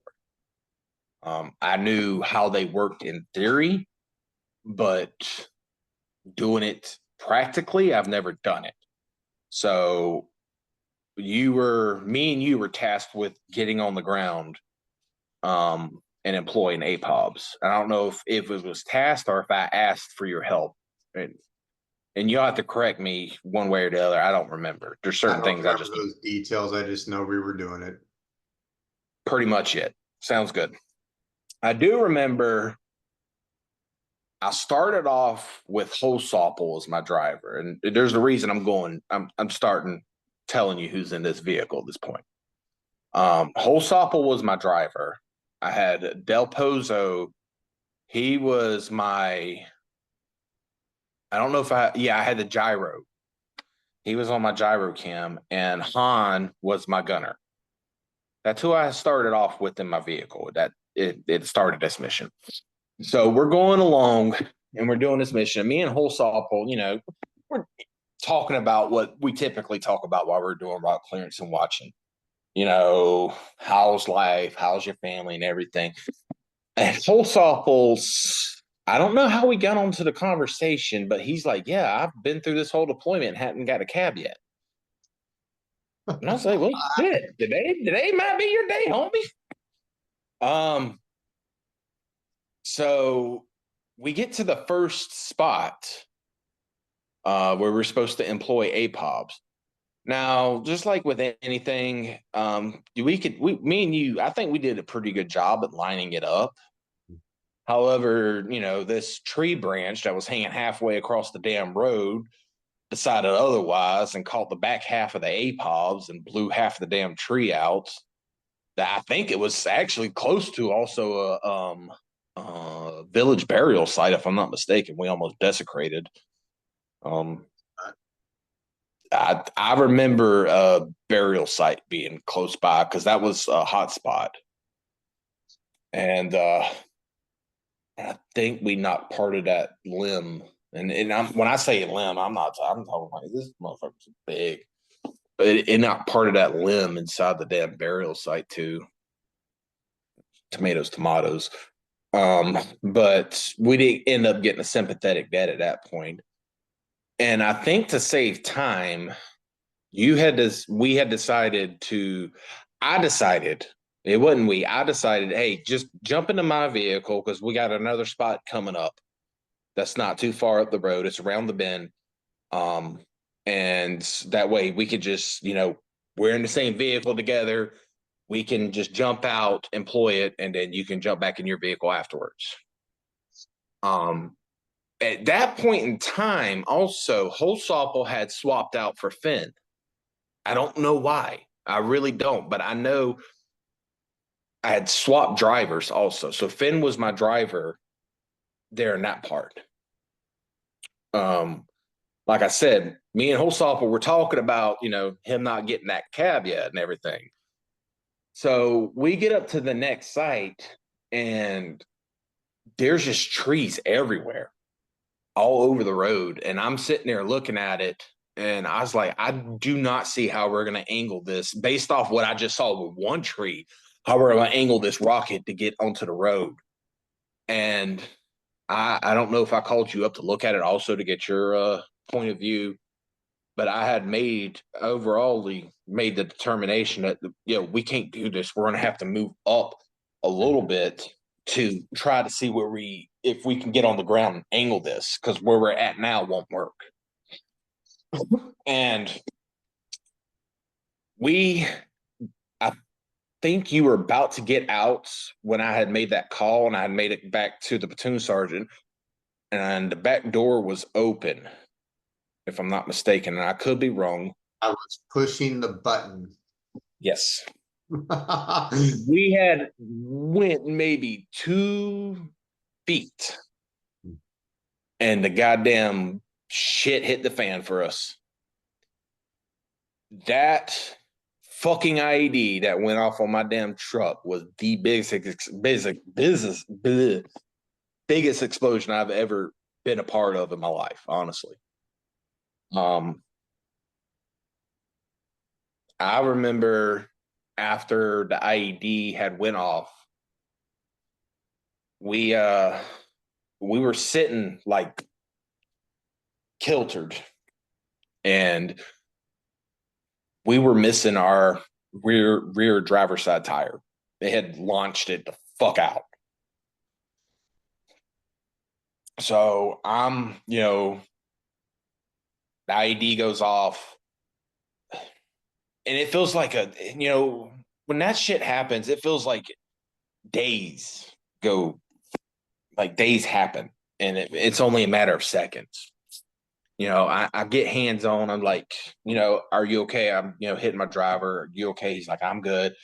I asked, how you guys are in the back. You got not even a little, I think you broke your tailbone on that one. You got messed up on that one. I know Han and Del Pozo also got their knees fucked up on that one too. That one rung my goddamn bell, bro. I ain't gonna lie. That one fucking rocked. So I don't was I call it in. I mean, there ain't even no sense of calling it in. Everybody knows we just got fucking hit. They just watched our fucking tire fly out in the goddamn space. But I call it up, and mind you, this route is big enough to fit one vehicle down it at a time. So they had to back up to they had to back up about 100 meters. And I mean, that's the reason I went over what our composition was at the beginning, because they had to get the Buffalo from the 4th position inside of our convoy to behind me so they could perform secondary sweeps. And I think that took it felt like it took fucking days, but I think it was maybe an hour and a half, 2 hours before they got everybody backed out and then got us up there and everything, and the situation sucked. I know Del Pozo and Han were in a lot of pain. I know you were in a lot of pain. Unfortunately, there wasn't much we could do at that, sitting in the vehicle at that time. And thankfully, there were no external injuries. But finally, we got the, all clear that we can get out of there. And we got out of there. They ended up going back to, I don't know what base we were next to, that they were watching everything. But we got Han and Del Pozo. They got medevaced out. And I haven't cried a lot in my life, but that one, the fact that those two, you guys were in my vehicle, and I know me and you've talked about this before in the past. And if I wouldn't have made the call that I made, you probably still wouldn't be here today.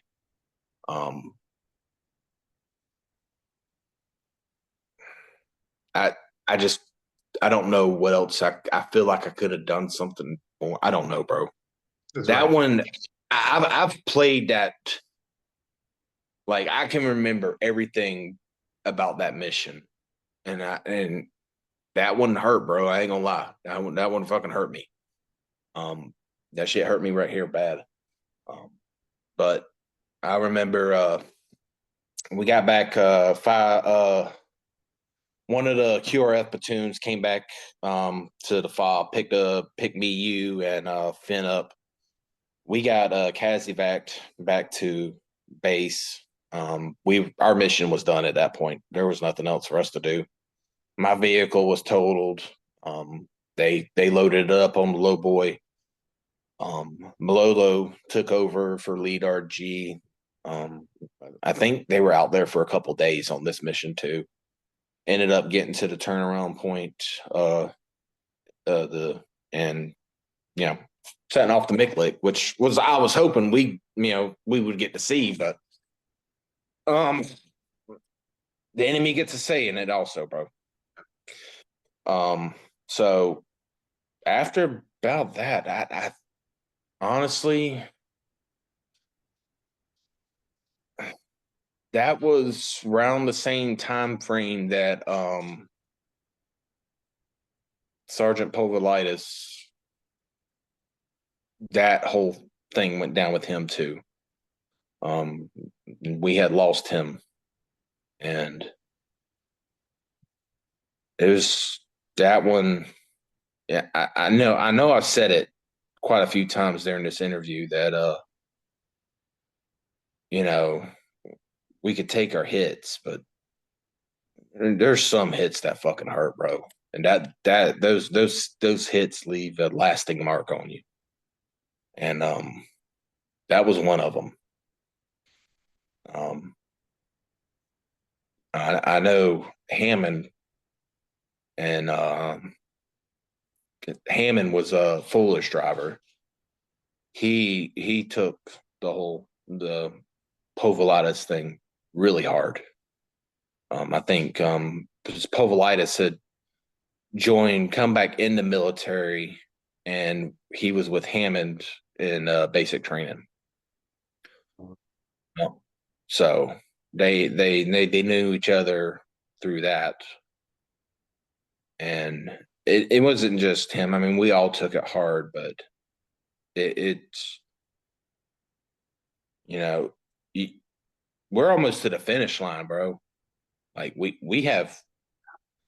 we're almost done, and we're about to go home, and then that's it's like, unfortunately, the enemy, like I said, gets a say too.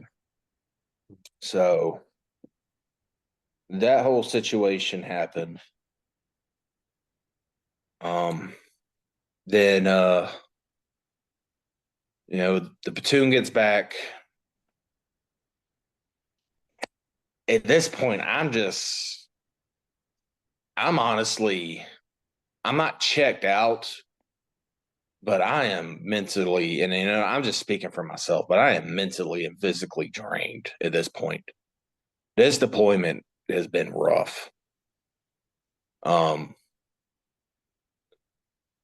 So I know there was another named mission coming down, and for once, our platoon didn't get picked, and I was like, "Fuck yes, we get a break." These named missions are kicking us in the ass. And it was second platoon that got it. I don't know what the mission was. Again, out doing ground route clearance. That's when Parker, the whole Parker shit happened. I don't say shit to downplay Right. what he went, and I'm not trying to downplay that whole incident again. But and the reason I bring that up is before we deployed, I had a couple of the guys over at my house in Washington State, and Parker was one of those guys. It was Parker, White, and I don't know who else, but it was a weekend. We were, sitting around doing what soldiers do. We were drinking beer and shooting the shit. And I don't, I love Parker to death. But I remember him saying, like, if something happens to me, just take me out back and, I want to be done. And I was like, oh my fucking God, dude. I'm just seeing red flags go off everywhere this whole deployment, honestly. It starts with rear, then it goes into the, uh, I don't know, maybe I just had a fucking bad luck around me. I don't know. So thankfully, Parker made it. And that was, from what I was told, it was due to Sherwood. He got to Parker fast, really damn fast, and made sure that first aid was rendered in a timely manner. And thankfully, Parker's still with us today. And from what I see, I don't, I'm bad about keeping in contact with people, honestly. But from what I see, he's doing good. He has kid, married, but still, this mission that we was handed, that we were ill prepared for, didn't have a proper left seat, right seat ride in the country. I mean, I said it when we took over the Sarkari Perez mission. From the word go, it was fucked. But the mission in Afghanistan for 22nd Engineers was, and I'm not trying to take anything away from what we accomplished over there and what the guys accomplished. But that mission was fucked too, bro. We were handed a shit sandwich. You asked me, how do you keep doing this day in and day out? When you're handed a shit sandwich and you have forced to eat it one bite at a time. And it was funny at the time when I said it, but looking back at it now, it's kind of, it fits the situation. In my personal opinion, I mean, that mission, that route clearance mission that we were handled, that area, RC South, was the hottest fucking area in Afghanistan during our time there. I mean, look at our accolades, honestly. I thought it was over 700 IEDs. It was, I guess, a whole lot more than that. We ended up getting we were the only company in the battalion that could get the combat action streamer, or combat streamer, whatever it's called. We got was it the puck or the muck from that also? How many cabs were handed up? How many Purple Hearts did we have?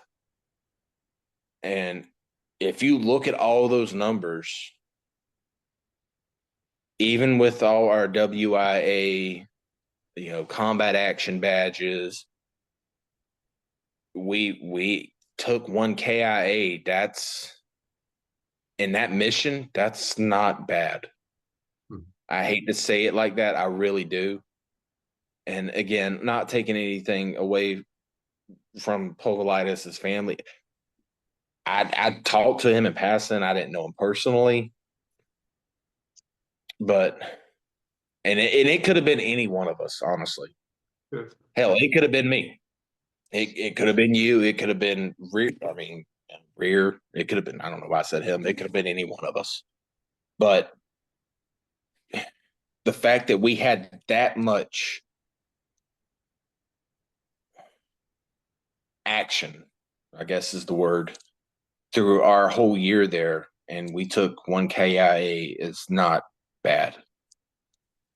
So let's pause here because we got less than a minute, and then let's take our last break. I apologize for that. We'll come back, finish this up, and go into the post deployment. Okay. Okay, go ahead. So that whole that whole Parker situation went down, and by this time, we had I don't remember the other first sergeant's name who replaced First Sergeant Gordius. It wasn't Goodman at that point. I know that. No, it was Brinkley. Yeah. We have First Sergeant Brinkley. Every leader's got a little bit different style and everything, but I can remember, First Sergeant Gordius going out on mission with us quite a few times.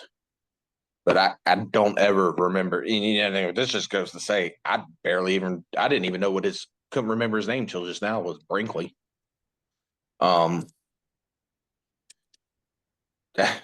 First Sergeant he rode with me one day, and me and we're just bullshitting. Had our headsets on, listening to our music, bullshitting and everything. And he for some reason we get on talk about our spouses and everything, and he asked us, what's the sexiest thing your wife has ever said to you? And Barbosa speaks up and he's like, yeah, my wife told me to fuck a baby into her. I was like, Jesus fucking Christ, dude. Like, dude ain't got no chill, man. So yeah, there we go. There's that. So soldiers being soldiers. Anyhow, we get the whole Parker shit, and that he gets medevaced out of country. And I didn't know it at the time. It just goes to show how small of a world it is. Parker and McCollum ended up getting, I don't know if it was, I think it was in Texas, where they went to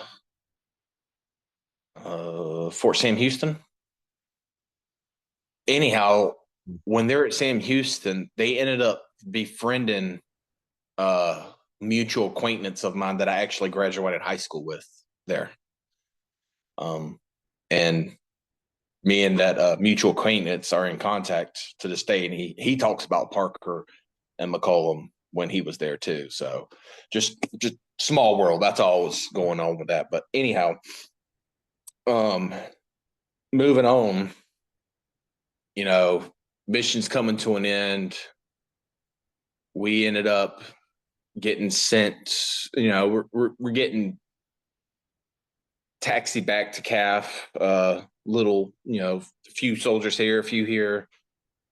Get back into CAF. I remember we do our deployment awards at that time inside the theater, which, I could go on probably about a 2-hour rant on deployment awards, and I'm not going to start that right now. But that gets done. During that time, hit the boardwalk up. So that's what I wanted to do. That was kind of like my congratulations at that point in time. And, Del Pozo and Han also at that time, they didn't get medevaced out of the country. They were sitting at CAF. So, when I got to CAF, I ran back into them, where they were at.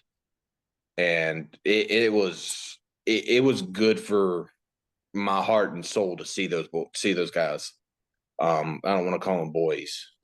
We may have went to Afghanistan as boys, but we damn sure left that place as men. So it did me good to see them. So we're back at CAF, me and Han walking up and down the boardwalk because you got to go everywhere with a goddamn battle buddy. Get back to Manis, waiting on our flights out of country. Finally get a flight out. Shit, I don't even know. I think I think for some reason, they were asking us. I remember they were asking us which way we want to go back to the States. Do we want to take the short way or the long way? Because there was an air show going on at McCord at the time. So they were trying to see, I guess they were trying to get it to where we land, get there before the air show or get there after the air show, but not during the air show. Because they, heaven forbid soldiers come home during the air show and we have to stop these fucking jets from entertaining the masses. So anyhow, we ended up taking like ended up taking the short route, I guess, back home. And we ended up actually landing in the middle of the air show while it was going on, which is goddamn cool, let's be honest. Not too many people get to say, landed in the middle of the air show. They stopped the whole air show for us to land. And then, they had the TV, the not the news, but where they were streaming this back to the news. Was it Newsom Gym? That's right. Yeah. Yeah. So we got off the tarmac and went into McCord, where they took our weapons and everything. So that way they could take them to the arms room. We didn't have to turn them in. And then they bust us all the way back to the gymnasium. Finally got back, got to be with our families. And, I think we were on a 4-day at that point in time. And they're like, don't go out. Probably don't want to go driving around. If you have to go anywhere, try to see if you get a taxi or get a ride from somebody who hasn't just coming back from deployment. And I can understand why they said that, because doing what our mission set was over there, and you get back to the States. My wife, when she drove us back to our house, I probably cussed more than I've ever cussed to my wife, and white knuckled the oh shit handle so goddamn much that my damn hands hurt. And it's not because she's a bad driver. She's not. It's just that everything's moving so fast. Your combat's not a light switch. They say this all the time, and I don't think it really sinks in for people that this is not a switch that you can just turn on and off. It's our mindset for the last 12 months was route clearance, find IEDs. We were a soft target. They called us a soft target. Most of us had enough goddamn arsenal in our fucking RGs to damn put the arms room to shame, let's be honest. Your RG was loaded down with C4 to do BIPs. Mine had 249s in the back in case we needed them. The one RG that got burnt down that night had an AT4 in it, and that shit got launched out through the windshield when you guys were sitting out on it that night. So, I mean, again, that whole light switch analogy is very accurate, because you turn on a light switch, it completes the circuit, lights come on. As you can't do that to a soldier. You can't sit there and have a soldier go, into combat for 12 months and come back and just turn that shit off. Combat doesn't end for us when we get home. I have found out through multiple deployments and many years of marriage, combat's the easy part. Being in war is the easy part, honestly. I think I told you guys at one point in time when we were over there, I love war. Somebody asked, well, why? I mean, you can't see your family. Yeah, I can control everything you do. I know where you're going to be. You're not out doing stupid shit. That's easy. Coming back where everybody you had left behind, their lives didn't stop. Birthdays happen, anniversaries happen, people passed away, people were born. Life didn't stop because we got deployed. When we were deployed, we had each other. We could lean on each other. We had a bad day, we pull each other aside, we pick each other up. We get back to the States. I don't want to say it's kind of like we forgot about each other, but it kind of is, honestly. It's life. Life got in the way again. Um, you know, we're not around each other 24/7 anymore. I don't wake up and look over and see Joey Davis in the bunk next to me. I wake up and I look over and I'm like, who the fuck is this woman next to me now? Well, it's my wife. That's who the fuck she is. But when we get back, we talk about, we're here for each other. And then, Big Army is, in their infinite wisdom, they come down and say, don't be afraid to go to mental health and get help and when everything. But by the way, the guys you just spent the last year with, going through hell and back, we're going to go ahead and split you guys up. All right. So, we get back and I come on orders to go to Fort Stewart. Actually, I requested orders to come to Stewart. I wanted to be closer to my house. I'm, being from Georgia and everything, but you go to a new unit, you don't know what those guys. You kind of, especially coming from what we went through. I ain't gonna lie, dude. When I walked in my new unit, I walked in with a chip on my goddamn shoulder. At that point, I was like, there ain't enough. These motherfuckers did not go through the shit that we went through. By no means did they go through the shit that we went through.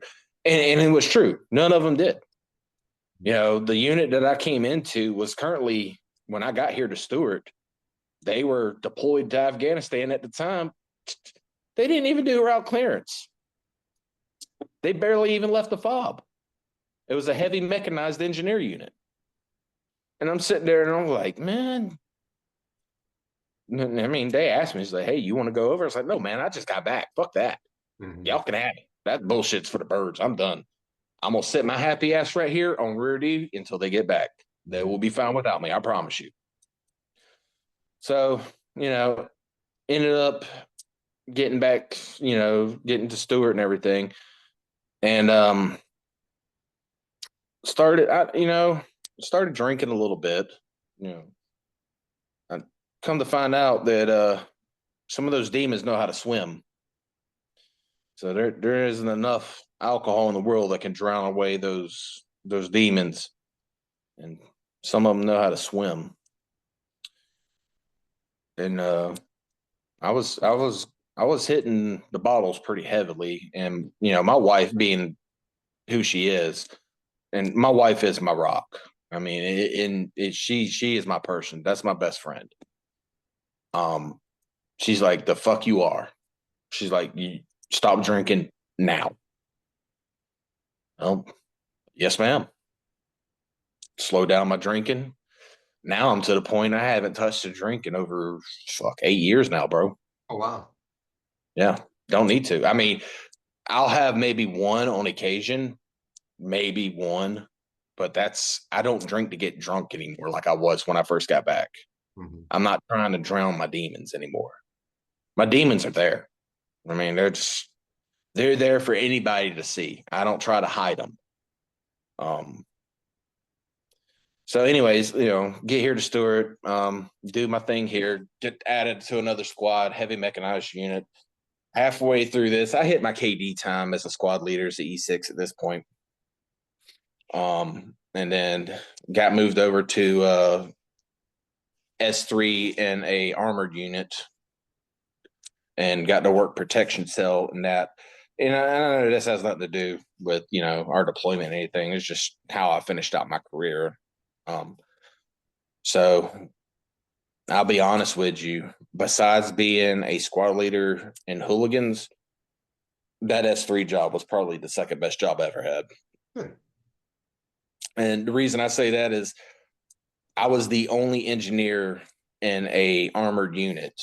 And I didn't know this at the time until I got there, but scouts are allocated demolitions for demo ranges. So I got to run demo ranges for the scout platoon. And, being an engineer, being in the demolition side of it, we don't get to go to demo ranges that often. So the BC at the time pulled me aside, and battalion commander, he's like, "Hey, look, we have allocated demolitions. I want to use it." I said, "Shit, yeah, let's do it." So I ended up running the 3 ranges during my 2.5 years there, which was, fucking awesome. Finished up my time here at Stewart in about 2016. And by that time, I'm like, yeah, it's time for me to move on. I know Big Army's going to come down and throw me somewhere else. And so I ended up getting in touch with Branch at this time. And I was like, all right, talk to me. What we got for me? And he's like, well, you need to go back on special assignment. I was like, what the fuck, man? I was like, no, man, just send me to another goddamn duty assignment. Let me get a damn squad or platoon. I'll be fine. He's like, no, you got to do another special assignment. You had that incident and you got busted down. That don't count anymore. All right, fuck it. What you got? He's like, well, you're going to go back ACRC. He's like, okay, I know how to do that. I've already been trained to do it. I ain't got to go back through the training. So he's like, I got 3 assignments for you, 3 places. All right, what you got? No, it was 4, not 3. He's like, I got Camp Shelby, Mississippi. I was like, no. All right, I have what's that place in what's the base? Fort Bliss, Texas. I'm like, hell no. He's like, all right, I got Fort Knox, Kentucky. I was like, not Knox. Wasn't Campbell either. What's the other one? Benny? No, it was in Kentucky. It's where the armored, where you used to do the armored. Maybe it is Knox. I don't know. Seems like it'd be Knox. I don't know. Yeah, it probably was Knox. He's like, I got Fort Knox, Kentucky. I said, yeah, that sounds pretty cool. He's like, and I got Fort McCoy. Like, Fort McCoy? What the hell is that? I was like, Fort McCoy, Florida? He's like, no, Wisconsin. There's a base there? It's like, yeah, it's a reserve base. He's like, you'd be one of 200 active duty soldiers there. Shit, yeah, I'll take that one. So ended up going up to Fort McCoy, Wisconsin, about 2016 to 2020. And during that time, even with all the mischievous behavior in my career, I still ended up getting selected to go to E7. Right. And I'm sitting at 17 and a half years at this point. I was like, shit, man, I ain't got much time left. I'm to the end of my career. And, I during that time frame, I think I stayed in contact with you. I called Fuller once or twice, maybe during that time frame also. That was more to try to let bygones be bygones between him and I. But around 2018, my body started hurting. Ended up having to have 2 hip surgeries and knee surgery. That last IAD that we got hit by ended up doing more damage internally than what I had thought was initially we had thought was there. Apparently my C3 to C7 had stretched the nerves out from that blast down. So my nerves coming out of my neck into my brachial plexus were all fucked up. Going down into my arm, these last 3 fingers, I get neuropathy. They go numb. Jeez. So, I'm sitting here 17 and a half years in, get picked up for 7, knowing I'm going back to the damn line. I'm going to have to take a platoon, and I could barely fucking walk.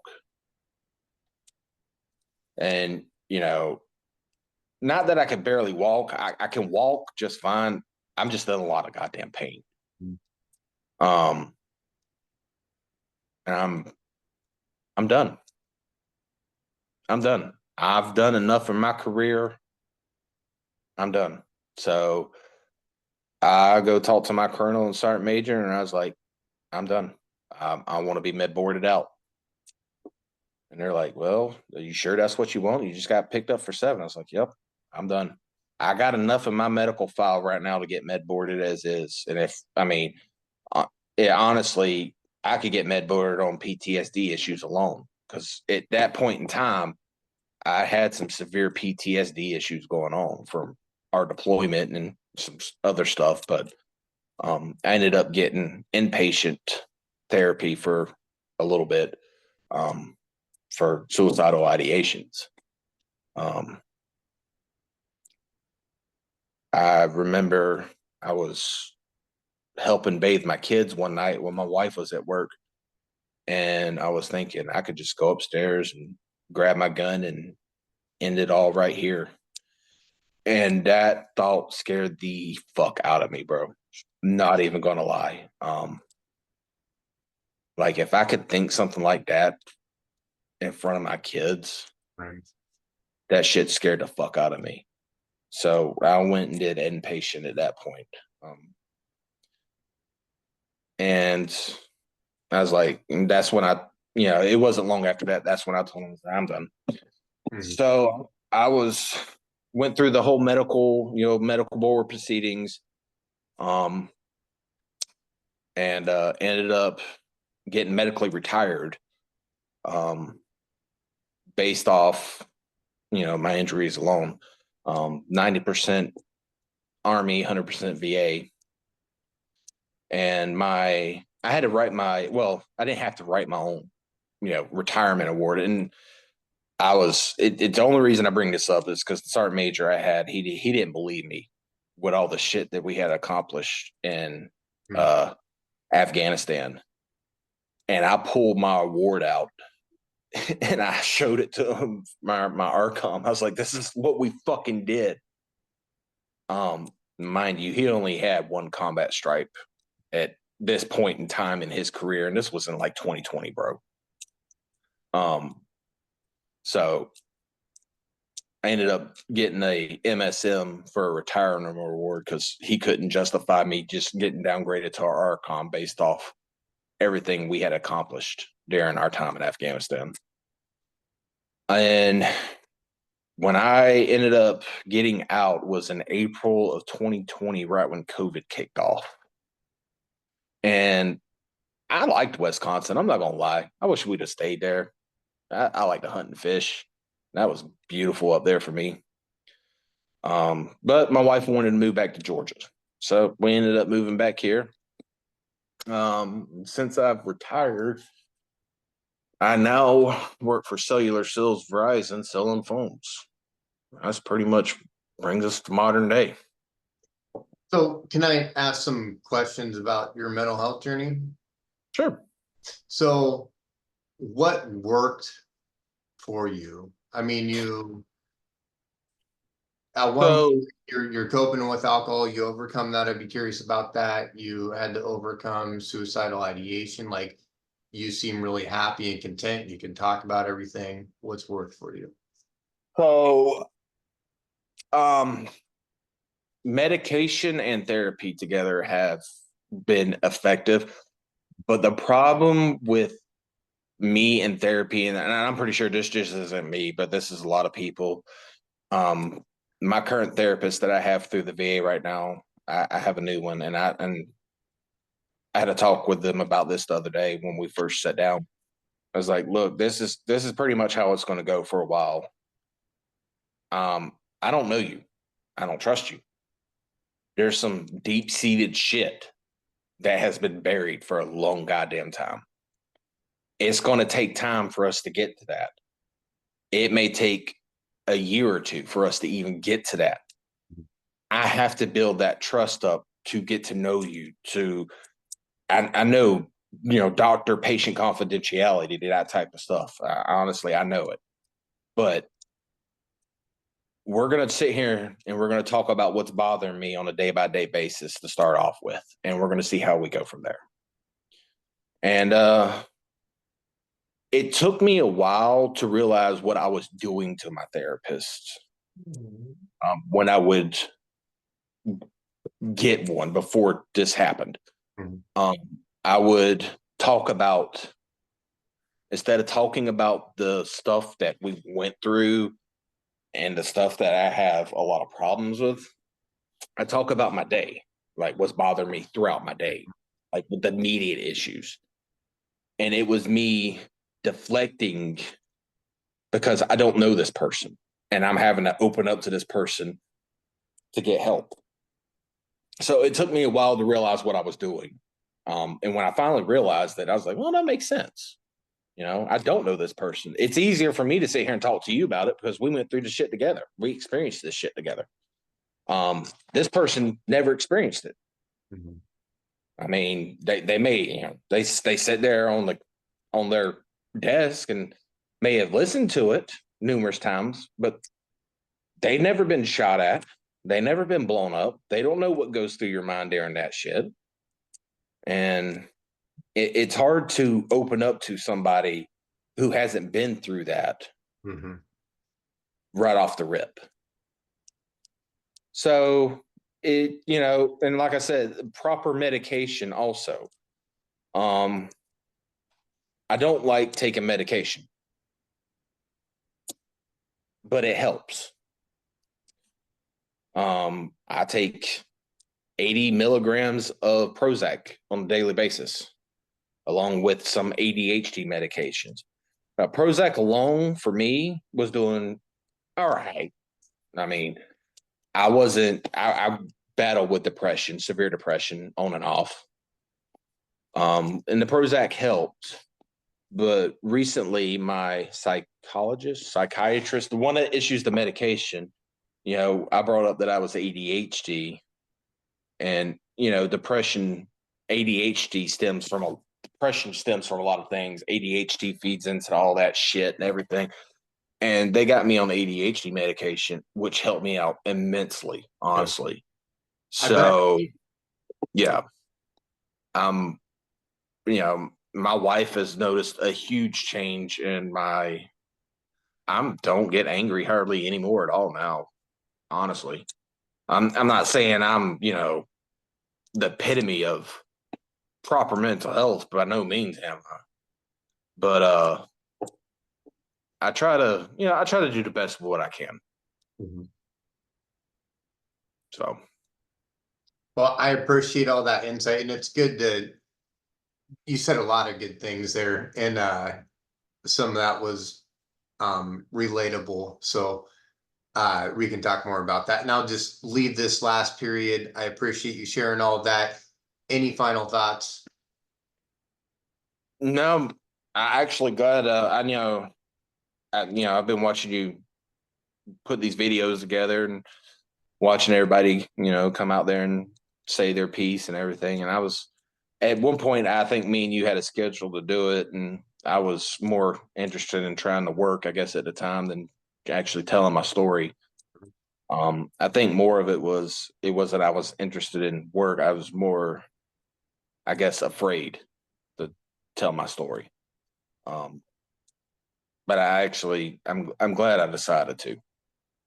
Um, you know, there's a lot of things that thought I had forgotten that during this whole interaction that just I didn't forget. I just choose not to remember it. It's not on the it's not on the frontal cortex. That's all. So no, man, I appreciate you taking the time actually and sitting down with not just myself but all of us and putting all this together and you know taking our jumbled thoughts and feelings about the whole situation and putting our story out there for the world to hear. Well, I appreciate everybody's time. Everybody's collectively making this a reality. And if there's anything I could ask of anyone beyond like sharing their story, which is enough, is the grand prize here is I want to host a reunion and get everyone back together. So and I'll give everyone advance notice, but make yourself available for that, please. That is the most I, important piece. yeah, I would do everything in my power. There's a lot of you guys I would like to see again. honestly. Good. Even if it is just to punch, somebody in the face real quick. You got to do it. All right. Well, I appreciate your time, and I know it's late there. It's like almost 11:30 at night. So thank you very much. Not a problem, Joey, man. You have a good one, brother. All right. You too.